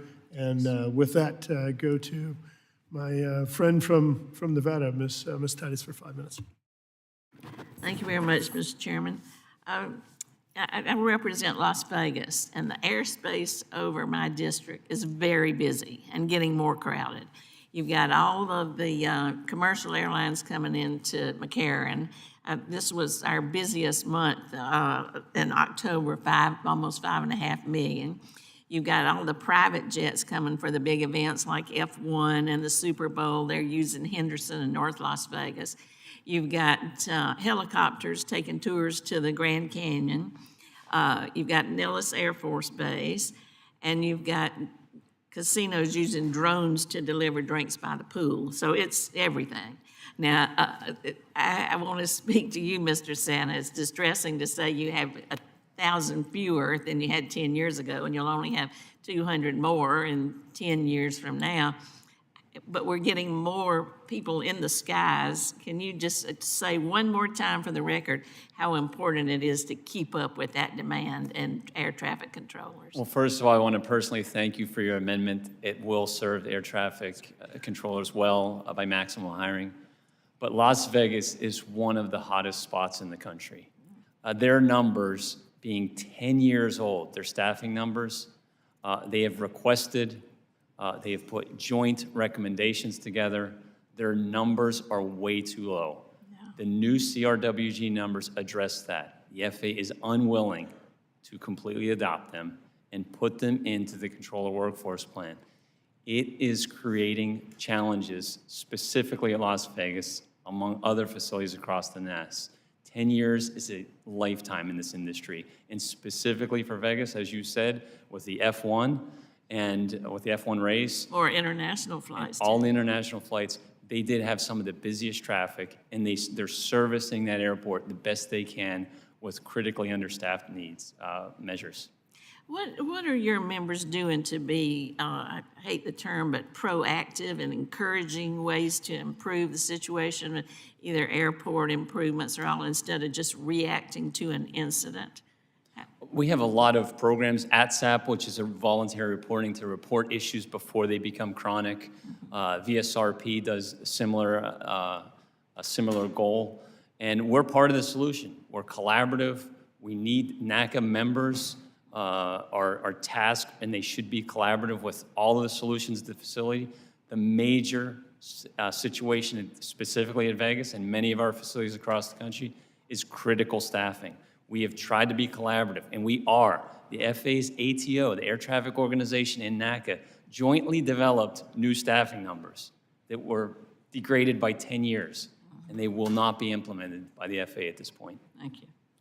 I'm going to ask any of you this. I know that the airline industry is, well, aviation generally is moving to more sustainable flights, and we need the infrastructure to support that. I saw where Virgin Atlantic just flew from London to JFK on totally green fuel. Can you talk about how that will not be able to move forward if we don't get this bill passed? Mr. Bunce or Mr. Bradbury, anybody? I think the support that the bill gives to be able to keep the momentum going on sustainable aviation fuel, or on the piston side of the house, the eliminate avgas, is very important. But also, if you look at the infrastructure improvements that we can make to airports, we've got a pilot program that you call for in the bill to be able to go and look at the electrification, because we're going to have to be able to charge a lot of these new vehicles, but also the ground vehicle infrastructure that we have at each one of our airports. So that's really forward thinking, and it's very critical in aviation. You know, we don't care on the auto side of that house or trucks about how really heavy batteries are, but it's all about weight for aviation. And you know, the incredible rotorcraft community that you have there at Las Vegas that allows Americans to go over our precious resource, the national parks, and that. We want to be able to move that forward. We can electrify the tail boom and reduce all the mechanical linkages of tail rotor in that by using the energy off the spinning turbine motors that are driving the main rotor shaft. Those types of things are facilitated by looking at that technology, and we're very appreciative of what's in the bill to help that. Thank you. Well, thank you. And, Mr. Chairman, I would also point out how bipartisan this was. I worked with Mr. Van Drew, Mr. Yackham, well, he's gone, but anyway, Mr. Graves, on a number of these provisions, and I really hope to see them be enacted, because I think they are improvements to the system. Thank you very much. I yield back. Thank you, Ms. Titus. And with that, I'd like to recognize my colleague from Florida, Mr. Bean. A very good morning to you, Madam Chair. Good morning, Aviation Subcommittee. It's great to see you. You guys in the witness table have done an outstanding job. You have sold us. We're in. I've been here 11 months. Let me tell you what I've learned. I've learned that this committee is the most bipartisan committee, and there's agreement that we can do so much better. We're doing great now, but we can do so much better if we made changes. What if we had a bill that made changes and improved manufacturing and labor and the air traffic control and airports? We do. We just passed one So what I've discovered, we are the choir. We are the choir. You're preaching on. Preach on, witnesses, and preach on committee members. So I am all in. If anybody is keeping track, I think everybody has said we're all in. We need it because it's just an opportunity to make things better. My thought is, I know that they have very big desks in the Senate. Chuck Schumer's got a big desk because I know somewhere on his desk is this FAA bill. Is it possible he just doesn't know it's there? Is that possible that he just doesn't know? Is it possible he's just so busy? Does he realize how important air travel is? Maybe he takes the train. I don't know. But we got a big crowd here today. We got big committees. Maybe somebody here knows him personally, can poke him or give him a note to say, hey, have you looked on your desk? Because there is a bill that will definitely improve air travel and to make it safe. I've also discovered this. I've never flown as much as I have in the 11 months that I've been in Congress. And I now know, having toured the FAA Center in Jacksonville, which has we've talked about how big Nevada is, but Florida and the corridor and the Space Coast and the weather present its own challenges.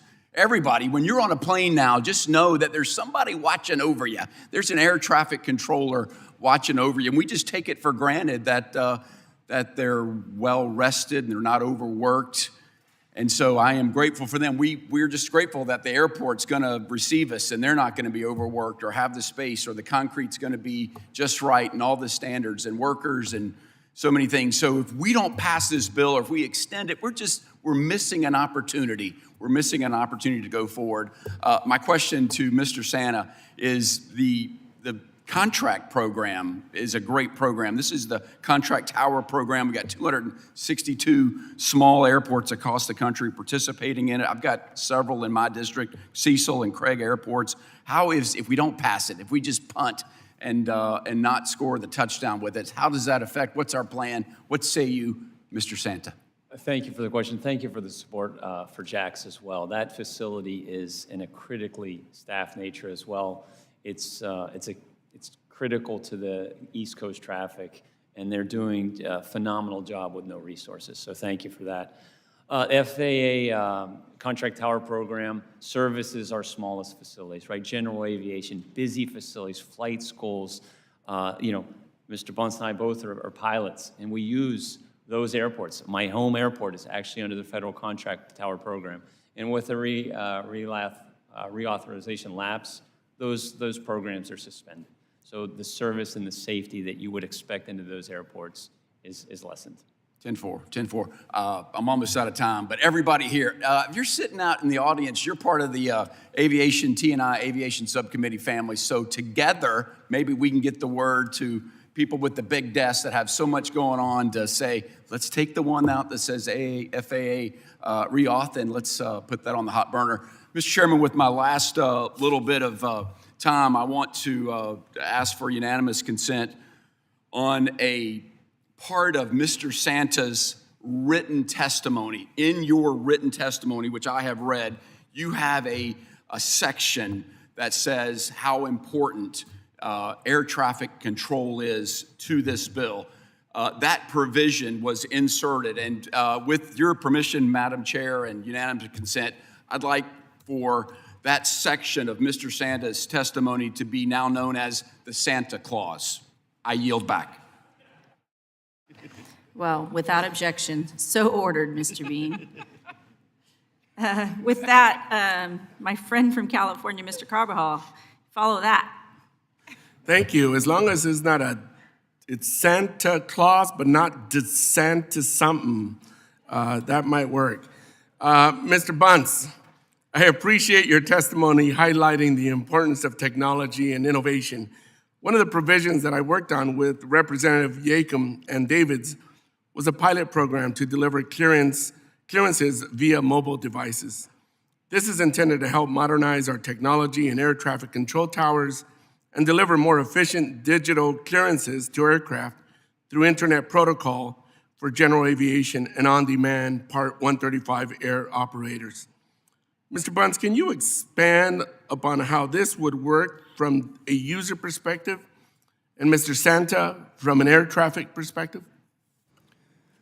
Yes, Mr. Carbajal, if you look at what you provided in those provisions, we've worked very closely with Mr. Santa's organization. It's a very collaborative way to be able to take the technology that we have today, just the cell phone technology. When either of us fly and we file a flight plan, we get immediately on our cell phone, we get, this is the routing that you're expected to get. But then we have to go on the radio and we have to confirm that. And when you use the radio, you introduce probability of error that you're going to copy something wrong in that. The technology exists today to be able to get that clearance and to have it and acknowledge it back to Mr. Santa's controllers, and it's done.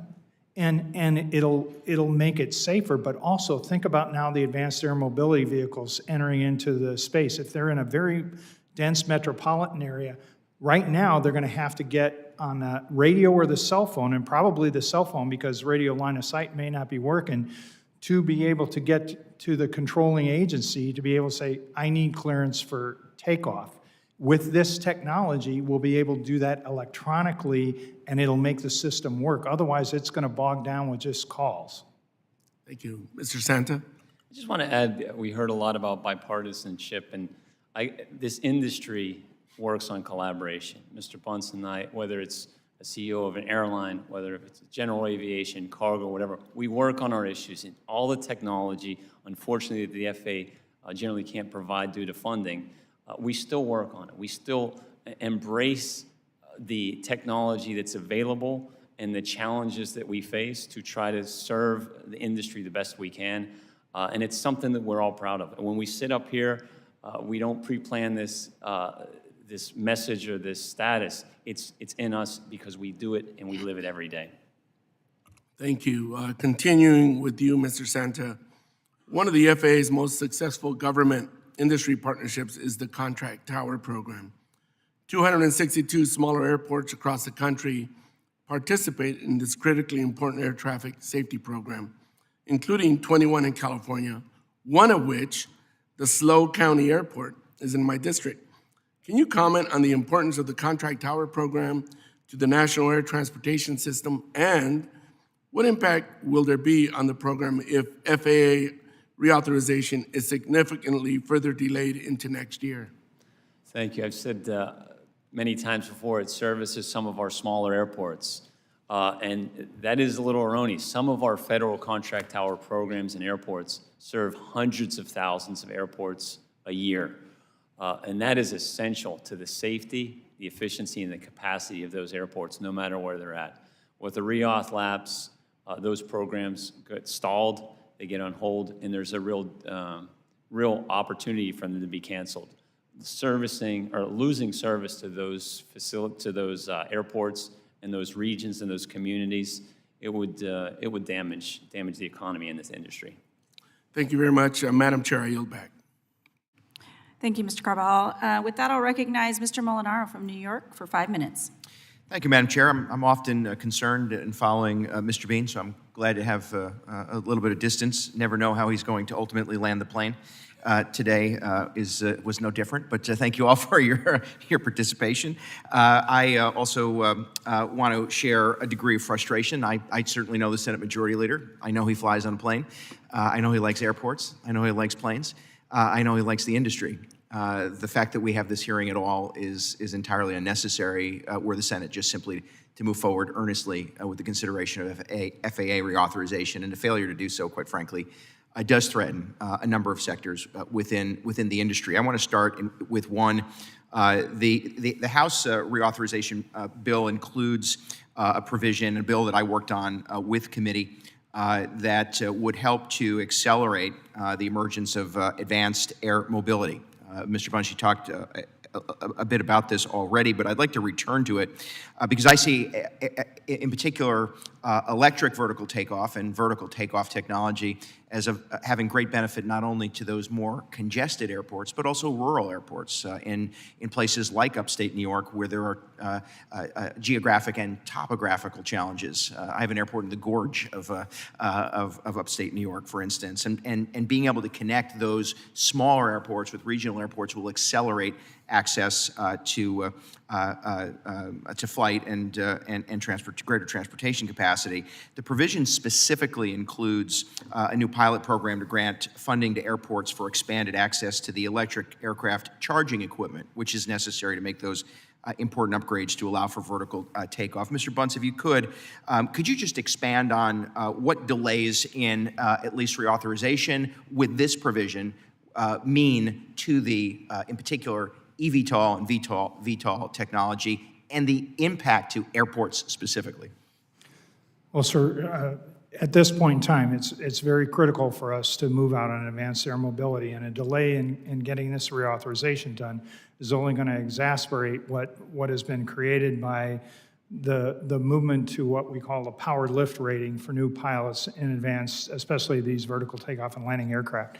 So not only will the FAA administrator, as I said earlier, has now a mandate from the overwhelming support bipartisan support he had on his confirmation, and now he's got to be able to focus on areas like having the next gen office, which is really the technology innovator, those that are starting to think about how we're going to provide the charging for multiple different types of aircraft made by different manufacturers to be able to charge the vehicles, and then have, coming from all of our different airports, the ability to get into the airspace. Remember, if we're able to do this properly, we can have small vertiports around that then transport, as you said, to maybe a reliever airport on the outside of a big city. That reduces then the regional transportation that's required at the hubs, because we can put the regional aircraft at these smaller reliever aircraft and increase our capacity at the hubs.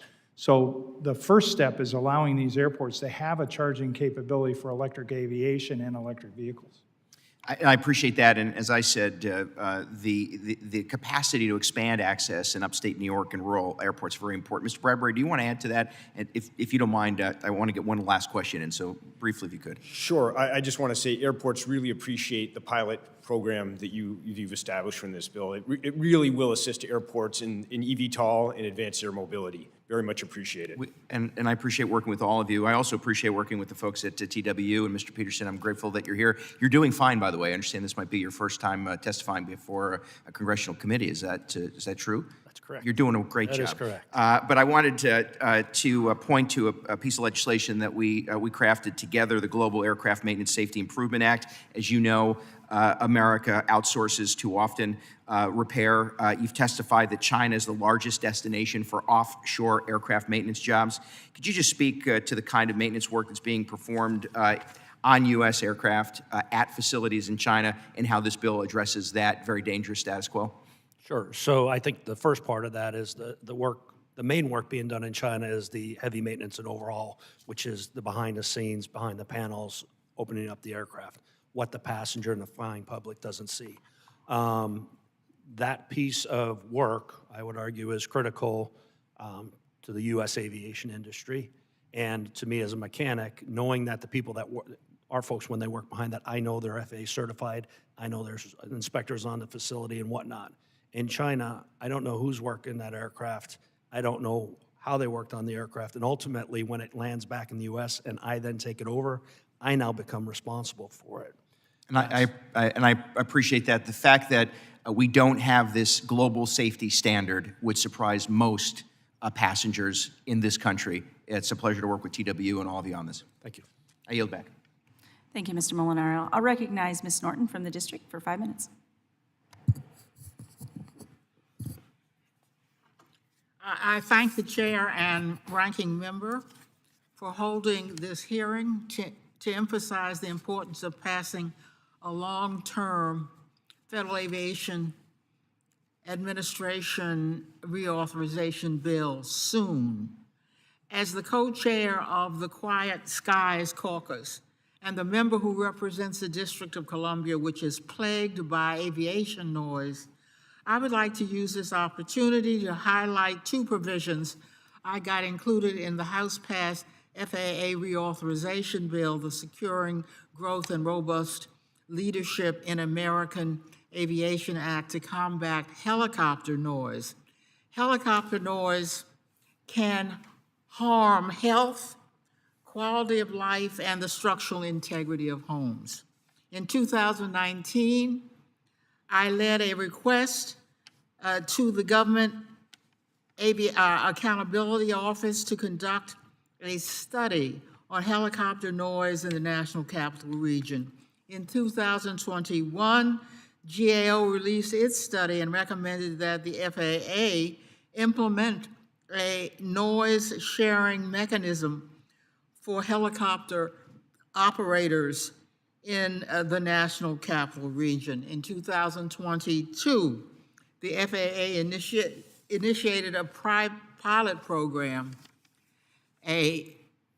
with a private company to create a helicopter noise sharing mechanism in the National Capital Region. After the end of the pilot program, Fairfax and Arlington counties contracted with the private company to maintain the mechanism for solely for Northern Virginia. The FAA fell well short of what GAO recommended.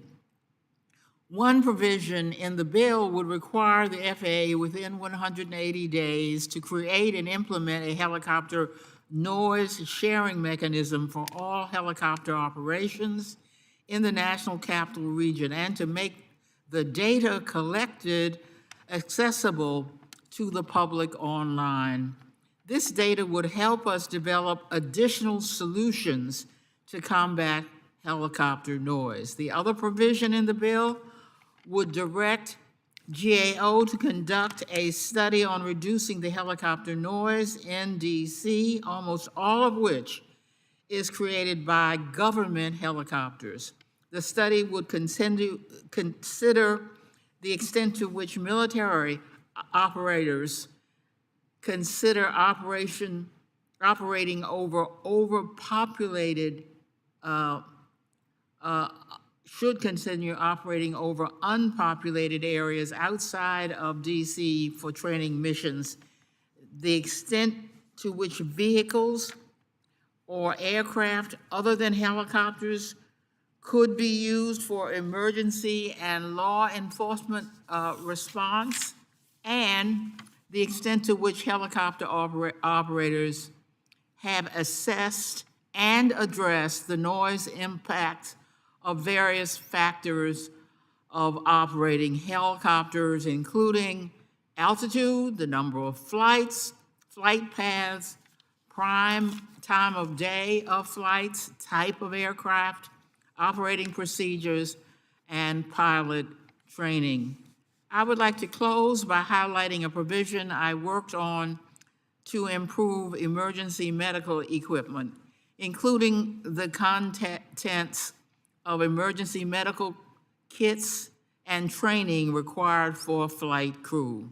Flight crews should have the medication and training to address medical emergencies, including anaphylaxis, opioid overdose, and unique needs of children. I yield back my time, Mr. Chairman. Thank you, Ms. Norton. With that, I'll recognize my colleague from New York, Mr. D'Esposito, for 5 minutes. Thank you, Madam Chair, and good afternoon, everyone. Thank you for being here. I want to start off with you, Mr. Santa. From reading your biography, I understand that you began your career at the New York TRACON facility in 1997. I want to thank you for your service there, and obviously you're well aware of the issues that they're facing. TRACON N90, right in the center of my district, is probably one of the key facilities that directs planes in and out of and aircrafts in and out of the New York metropolitan area. And obviously, despite the importance of this facility and the necessity of it, it is currently only half-staffed. And I actually have had the opportunity over the last few months to make a visit there and put the boots on the ground and talk to individuals who spend their days and nights in that facility, a very impressive facility, to say the least. Because it is only half-staffed, the FAA has extended cuts to minimum flight requirements and air traffic capacity at New York City area airports through October of 2024. So I just have a few questions for you in regards to TRACON N90. The first is, can you describe in more detail how this substantial staffing shortfall has affected flight operations in New York? Absolutely. New York TRACON is critically staffed, and it is exceptionally important to the Northeast Corridor, running Kennedy, Newark, LaGuardia operations, amongst other, White Plains, Teterboro, and all of the facilities up there that service corporate traffic as well. The short staffing has taken a toll on overtime, obviously. The 6-day work weeks and 10-hour days become the norm. It becomes difficult to continue normal operations of training, normal operations of enhancements, modernizing just airspace routing, and learning the complexity of that airspace becomes a challenge because you're always on. The expectation of those facilities and those airports is to keep capacity as high as you can, obviously with no safety lapses. Right. So speaking of the safety lapses, obviously with a short staff, there is tendency, I know that there's rules in place, but when I was there visiting and speaking to the leadership, the labor leadership, obviously people that work there, they feel overworked. They're probably fatigued. For those who haven't visited one of these facilities, it's dark. Even in the middle of the day, you would think it's the middle of the night. Has there been any notable incidents that you would attribute to the staffing shortage at the N90 facility? Their professionalism up there and everywhere is unparalleled. They work, as many of our facilities do, long hours, extra overtime, and a lot of time on position. That facility specifically, if we want to talk about Newark, they've done an exemplary job of basically eliminating delays, delays due to staffing and costs due to staffing, just by tenacious and a lot of hard work and dedication to their trade. Yeah, they are phenomenal, and I was happy to be able to work with some of my colleagues during the preparation for the FAA reauthorization. There was a proposal to send some of the N90 workers to, I believe, Pennsylvania, and luckily we were able to keep those jobs right in the district and right on Long Island. You also, or someone mentioned that the staffing gap would probably take 5 years to close.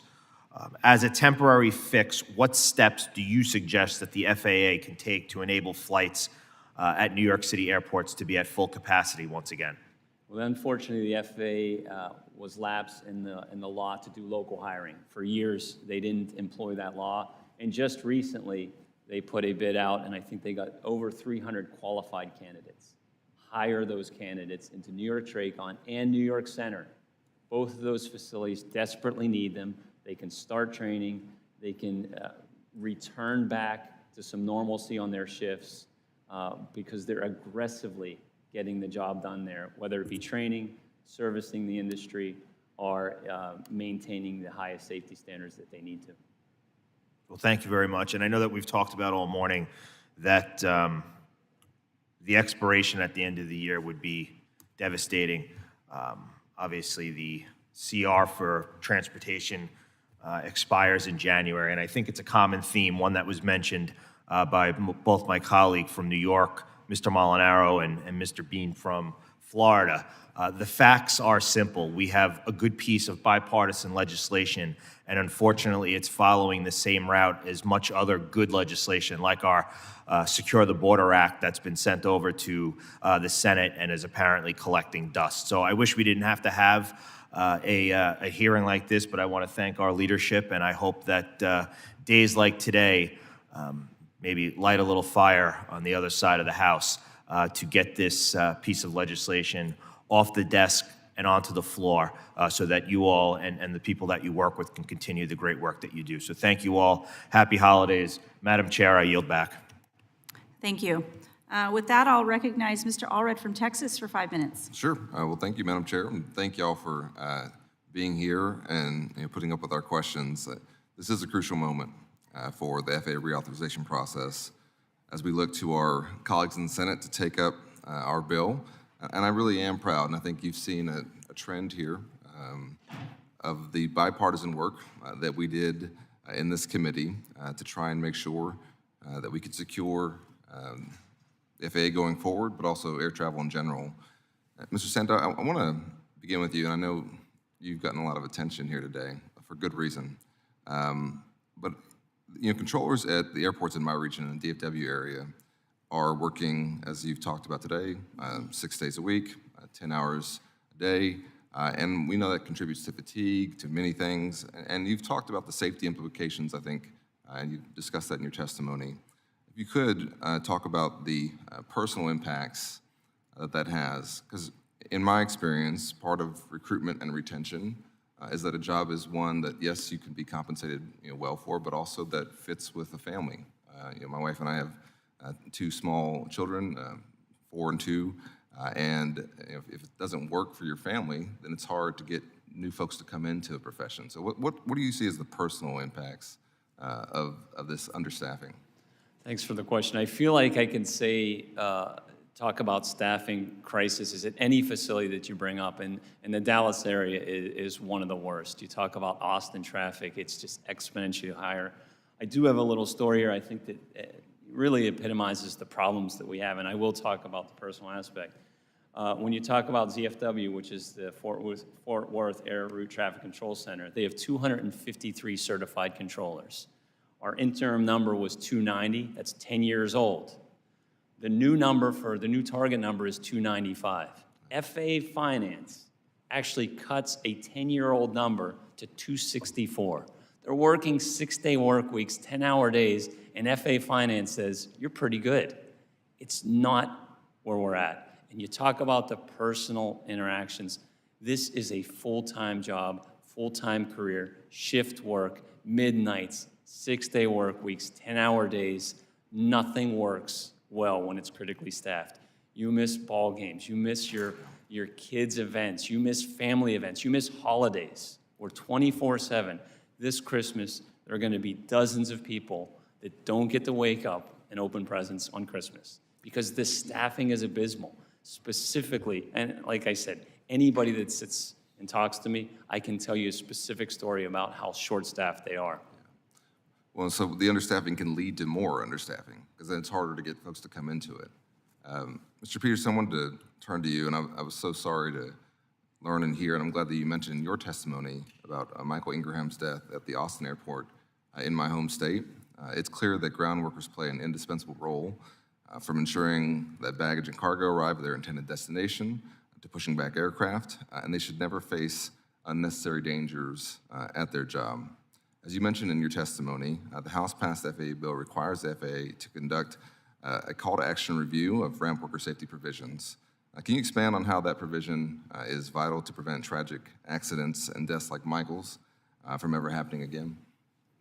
Sure, thank you. I think a couple things that are in the bill are critical. One is that management and labor get together and figure out what's going on. The area on the ground hasn't been looked at in years, and obviously the tarmac's changed. DFW, where I'm from as well, is a great example of that, just the expansion and the constant evolution of these airports, and yet the ground equipment and the markings and all those things on the side where we work remains the same. So just finding ways to improve that, finding ways to put in areas for more safe movement on the ramp are critical. Putting in place, rules that work, and nobody knows that better than the people that work on the ground. There's always this argument about cost that we always get into. Sometimes you can't put a value on the cost of a life. The incident in Austin should have never happened. That situation is one that was fatal.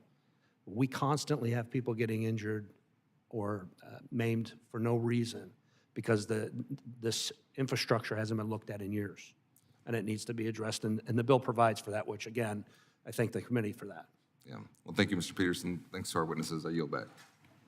Thank you, Mr. Allred. With that, I'll recognize Mr. Perry for 5 minutes. I thank the chair and the ranking member for being open to diverse viewpoints. The Aviation, thank you for being here Folks, the aviation industry is in a state of chaos, in my opinion. Near misses on tarmacs, massive delays and cancellations, industry-wide workforce shortages with no end in sight. I think we've kind of talked about all of them, but there's been a lot of backslapping here today. So I'm going to ask unanimous consent to enter into the record the following articles. November 11, 2023, Daily Mail exclusive. U.S. Airlines set for worst year ever with more than 1 million departures delayed so far in 2023, nearly a quarter of all flights, fueling holiday chaos fears. November 15, 2023, New York Times, staffing and technology woes threaten aviation safety, report says. September 15, 2023, Wall Street Journal, staffing shortages at air traffic control means more cuts of New York flights. And July 22nd, 2023, CNN, U.S. airline staffing is at its highest level in decades, so why the flight delays? Without objection, so ordered. Thank you, Madam Chair. We ought to be honoring the great, competent people that work in the industry and the deserving travelers they serve. And that includes you folks. We are in the greatest country in the world, the literal birthplace of aviation, and we have the government telling airlines to cut flights and causing massive delays that lead our constituents to be stuck in the airport for hours on end if they are lucky enough to catch their flight at all. The situation is only going to get worse due to a looming pilot shortage that, again, is largely the result of misguided regulations that hindered the ability of the free market to deliver the transportation experience our constituents deserve. These are the issues that we should have addressed in the FAA reauthorization bill. Instead, the House passed a bill that kicks the can down the road for 5 years and allows the situation to fester, killing industry efficiency and threatening airline safety, which is why I did not support the bill. Well, there are consequences to delaying the long-term FAA bill. The consequences of passing a bill that fails to remedy these significant threats to the industry may actually be worse. Well, there are some wins with the House-passed bill. This is the opportunity to put forth a truly transformational FAA reauthorization bill that allows the industry to adapt to the times and meet the moment, providing for the needs of the traveling public. Now, I don't know what the Senate's doing over there. God bless them. I hope they're doing that. I don't believe they're doing that, but I hope that's why there's a delay. But we can still do this if we go back to the drawing board and pass a bill that institutes real changes that will meaningfully address the following issues. Increasing the pilot retirement age, a reform that was included in the House bill over the objections of the Big Four agreement. Lowering the 1,500-hour requirement for flight certification to increase the pipeline of new pilots entering the industry and removing the politics surrounding that issue. Expanding the number of certified instructors, eliminating much of the essential air service program that misallocates precious resources, which are pilots, flight crews, ground crews, fuel, mechanical equipment, and planes to routes that are not economically viable at the expense of profitable routes. Increasing the air traffic controller retirement age. Spinning off the air traffic control system into a nonprofit, non-governmental organization similar to the situation in Canada that allows it to operate in an innovative, streamlined fashion. Ensuring airline employees and air traffic controllers are hired based on merit and competence rather than DEI metrics. And eliminating the wasteful Green New Deal programs at the FAA to ensure the agency remains focused on its mission, which is safe and efficient travel. Unfortunately, there are those in the administration, in industry, some in labor, some even folks that are working right here in the building who are benefiting from the status quo and therefore seek to keep the system rigged in that favor.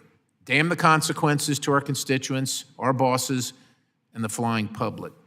We can, we should, and we must do better. I yield the balance, Madam Chair. Thank you, Mr. Perry. I will now recognize the acting ranking member, Ms. Schulten from Michigan, for 5 minutes. Thank you so much to our chairman and acting chairwoman, and to our ranking member Cohen for holding this important hearing. And thank you so much to all of our witnesses for bearing with us and coming in here, helping us to draw attention to the critical urgency of reauthorizing the FAA. It bears repeating over and over and over again that the Senate's delay in passing the FAA reauthorization has created significant uncertainty for our aviation industry. And it's critical that this final authorization is passed by December 31st. The time is ticking. Any further delays would negatively impact safety, infrastructure, and operations for our nation's airports. Of course, just like all of the representatives here today, I'm particularly concerned about what this means back home in West Michigan. Impact on Gerald Ford International Airport and Muskegon County Airport in my district. They have benefited from the Airport Improvement Program funding, which is currently jeopardized. And I'm particularly concerned about the impact and delays on these airports for these programs. Mr. Bradbury, you mentioned that short-term extensions hinder the distribution of AIP funding to airports, and airports must then choose one of three options. I want to get into that just a little bit more. How are airports affected if they choose to accept their grants based on prorated calculations, and how is that impact different if they choose to wait for a reauthorization, defer, or carry over their entitlements? Great questions, and obviously with Michigan, also a very tight construction season, and that's the biggest impact for a lot of our northern tier airports when it comes to construction. And you can't prorate a project. That's the real unfortunate part, and I spoke in my testimony that it's a 15 to 20% cost every time you remobilize. So it's inefficient, it's very inefficient, and it caused construction cost increases, which are really difficult for the industry and ultimately hold up a project. Thank you. Essential testimony for our record. Thank you so much. Mr. Peterson, I want to talk about safety a minute. Like you, I am deeply concerned about the impacts of the delay that they have on safety for our workers. I'm concerned not only for the workers themselves, but as a lawmaker and a protector of my constituents, I'm concerned about their safety. And frankly, as a frequent traveler myself, I'm concerned about my own safety. Someone who gets on a plane twice a week, a mother of 2 young children, and flies away from her family to serve our country, and then hopefully back home safe again. This is personal to so many lawmakers as well, and we want you to know that we take this issue personally and the safety of the workers who help us get to and from our destination safely as well. I want to talk about what the impacts on staffing in particular will continue to look like, if we face these delays, kick the can further and further down the road. Those have significant safety implications, as we've talked about here today, and as we've seen firsthand.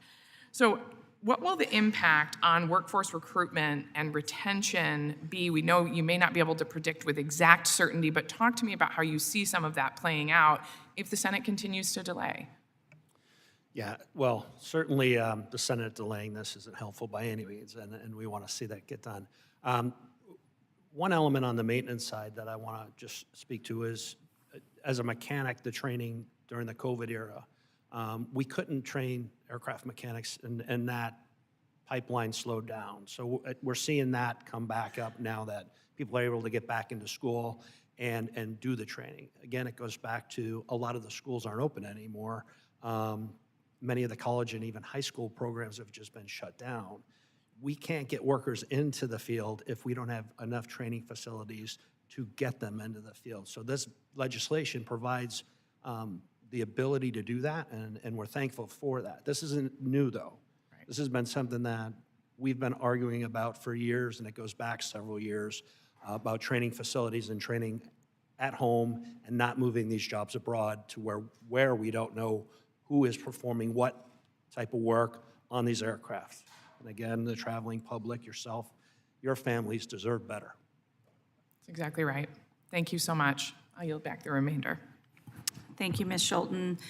With that, I'm going to recognize myself for 5 minutes, representing Oregon's 5th Congressional District, with Portland International just outside of my district, about 15 minutes away, and many municipal airports in the Pacific Northwest that, again, are under threat if we do not pass this FAA reauthorization. So, again, good afternoon, and it's great that we're here today to discuss the continued push for FAA reauthorization, especially during the busiest time of year. And air travel and during the holidays is when people get most anxious about, are they going to get somewhere on time? Reports this year was that Thanksgiving travel set records. This past Sunday alone, TSA reported that almost 3 million travelers were screened. Luckily, there was no significant delays across the U.S. caused by weather or other means. Mr. Santa, you state in your testimony that staffing shortages of air traffic controllers can pose serious risks to not only flight delays and cancellations, but in-flight safety as well. And due to mandatory overtime scheduling, fatigue can be at risk. As you suggest, more accurate operational staffing targets developed by the Collaborative Resources Working Group must be included in FAA's annual controller workforce plan. Can you elaborate on what the CRWG has offered as solutions and how they may address future delays, cancellations, or safety concerns, especially during holiday travel season? Thank you for the question. So the CRWG numbers started with interviews of all of the 313 FAA facilities to see where they were at, see the needs and the desires of the collaborative groups locally. And the goal was to address 10-year-old expired numbers. Flight schools open and close, destinations, vacation destinations change, corporate traffic ebbs and flows, and commercial traffic changes hubs and destinations as well. To have a model, a staffing model that is 10 years old doesn't serve the industry or the facilities well. So the collaborative group that was jointly developed by Air Traffic Organization of the FAA and NACA, and importantly, it was validated for transparency and repeatability by the MITRE Corporation. Those numbers being implemented and used for the basis of the controller workforce plan will pay dividends for now and in the future to accurately reflect what we need at the facilities and the nests.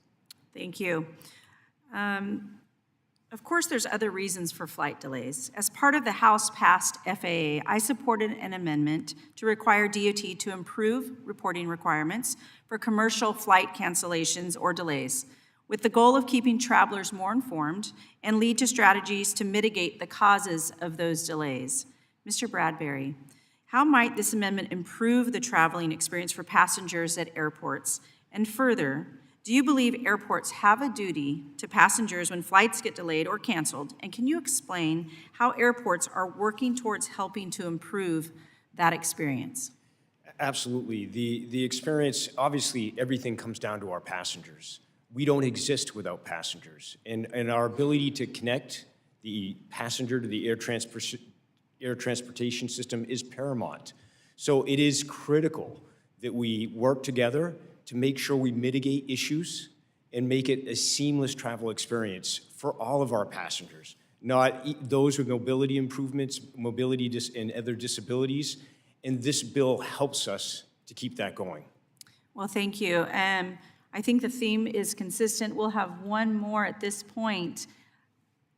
Am I correct? Oh, we're going to have two more. Good. But the theme is correct. We want to make sure that we get this passed. We're working bipartisan, bicameral is what we're hoping that the Senate will step up and get this done, because I think without this, we're going to see a further delineation.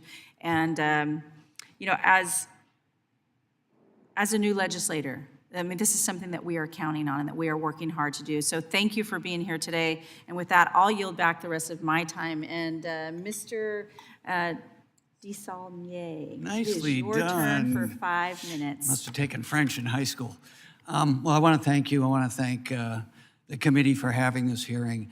I have to say, and look at so many familiar faces who I've worked with on my input on the reauthorization. I'm going to date myself here. I feel like Charlie Brown with Lucy with the football, and Lucy would be the Senate. This was such a success, and there were things in it that I didn't like, and standing alone I would not have voted for. And they're trying to wrestle with those things. So it's with a great deal of anticipation that I hope that we get this done. And in addition, having been involved so much with the Safe Landings Act, which so much of it was my bill that came out of the near miss at SFO 10 years ago, that there's so much possibility, but there's also so much risk with the near misses and the pressure on the system. Mr. Santa, I was just up in SFO's tower again. Your folks, every time I land, I'm afraid they're gonna follow me. It was wonderful as always. I'd like to do more of them in other parts of the country. But what I wanted to talk to you about here, every time I talk, is the illustration, and it's part of our challenge in getting it reauthorized, is when does technology benefit? When is it interacted, which in our Safe Landings Act, clearly those investments has made landing safer by upgrading the technology. And then the human factors, of which I spent so much time with the pilots and with your folks, recognizing you need trained professionals, and also recognizing, has been a long time elected from the San Francisco Bay Area and proud of the tech industry, but also being very aware of the marketing in some of this technology, is getting it right. So when I was up in the tower, it was sort of interesting. There was an incident where the technology didn't work on one of the planes that ran a stop sign on a taxiway. It wasn't dangerous, but it was interesting just hearing the staff respond going, whoa. So getting this right, how do we evaluate the technology to make sure, and the other part is to make sure, not just on the disparity in high-cost areas where so many members are, and I hear when I talk to them that even with the differential, it's not enough to live in places like the Bay Area because of the cost of housing. But then the continuous training.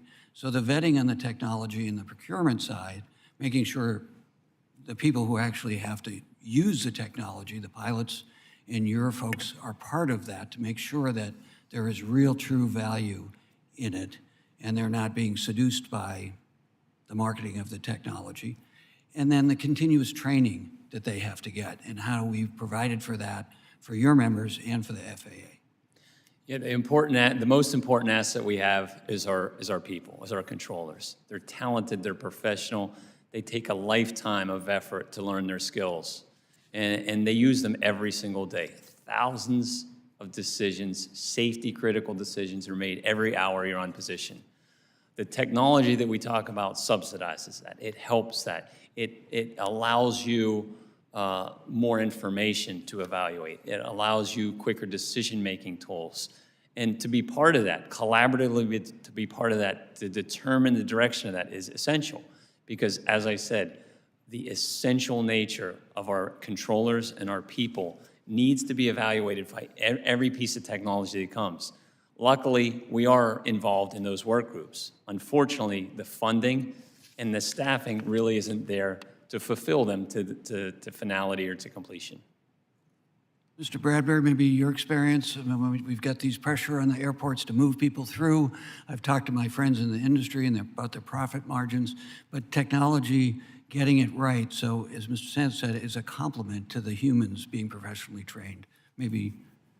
Absolutely, technology is critical to what we do every day, and we're seeing those impacts. And this, having FAA reauthorization gives us more flexibility around terminal funding as well. And huge, we're looking at replacing passenger boarding bridges 3, 4, 5, 6, 7 at our terminal, just to really improve that experience and make sure we have all the technology and all of the equipment in place to respond to our passenger needs. Yeah, and just the last thing about SFO, years ago, there was a controversial proposal because of the volume to add another runway in the bay, and it was stopped. But the promise was technology would keep it as safe and keep the volumes as high. And now, anecdotally, I hear that that's a challenge. So I appreciate it. Thank you, and I yield back. Thank you. I will now recognize Ms. Wilson from Florida for 5 minutes. Thank you for this necessary hearing today. As we work towards the Federal Aviation Administration authorization, we must maintain our global leadership in aviation. To do this, we must consider timely airport infrastructure upgrades and a commitment to bolstering our security. In my district, the Miami International Airport is one of the most active airports for international passengers, with more flights to Latin America and the Caribbean than any other U.S. airport.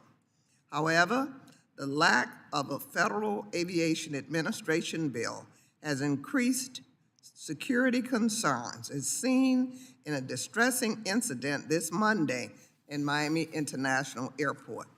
A passenger on an American Airlines flight assaulted multiple airline workers, sending one to the hospital with permanent injuries.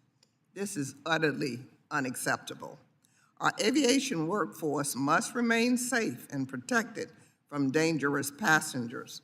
Unfortunately, the delayed reauthorization leaves newly confirmed FAA Administrator Whitaker without necessary congressional guidance. He needs clear direction on Congress's FAA priorities to move the FAA forward. Without such direction, we risk the future of the aviation industry and jobs. Jobs, jobs, jobs has always been my mantra, and the lack of congressional direction will continue to affect the aviation workforce negatively.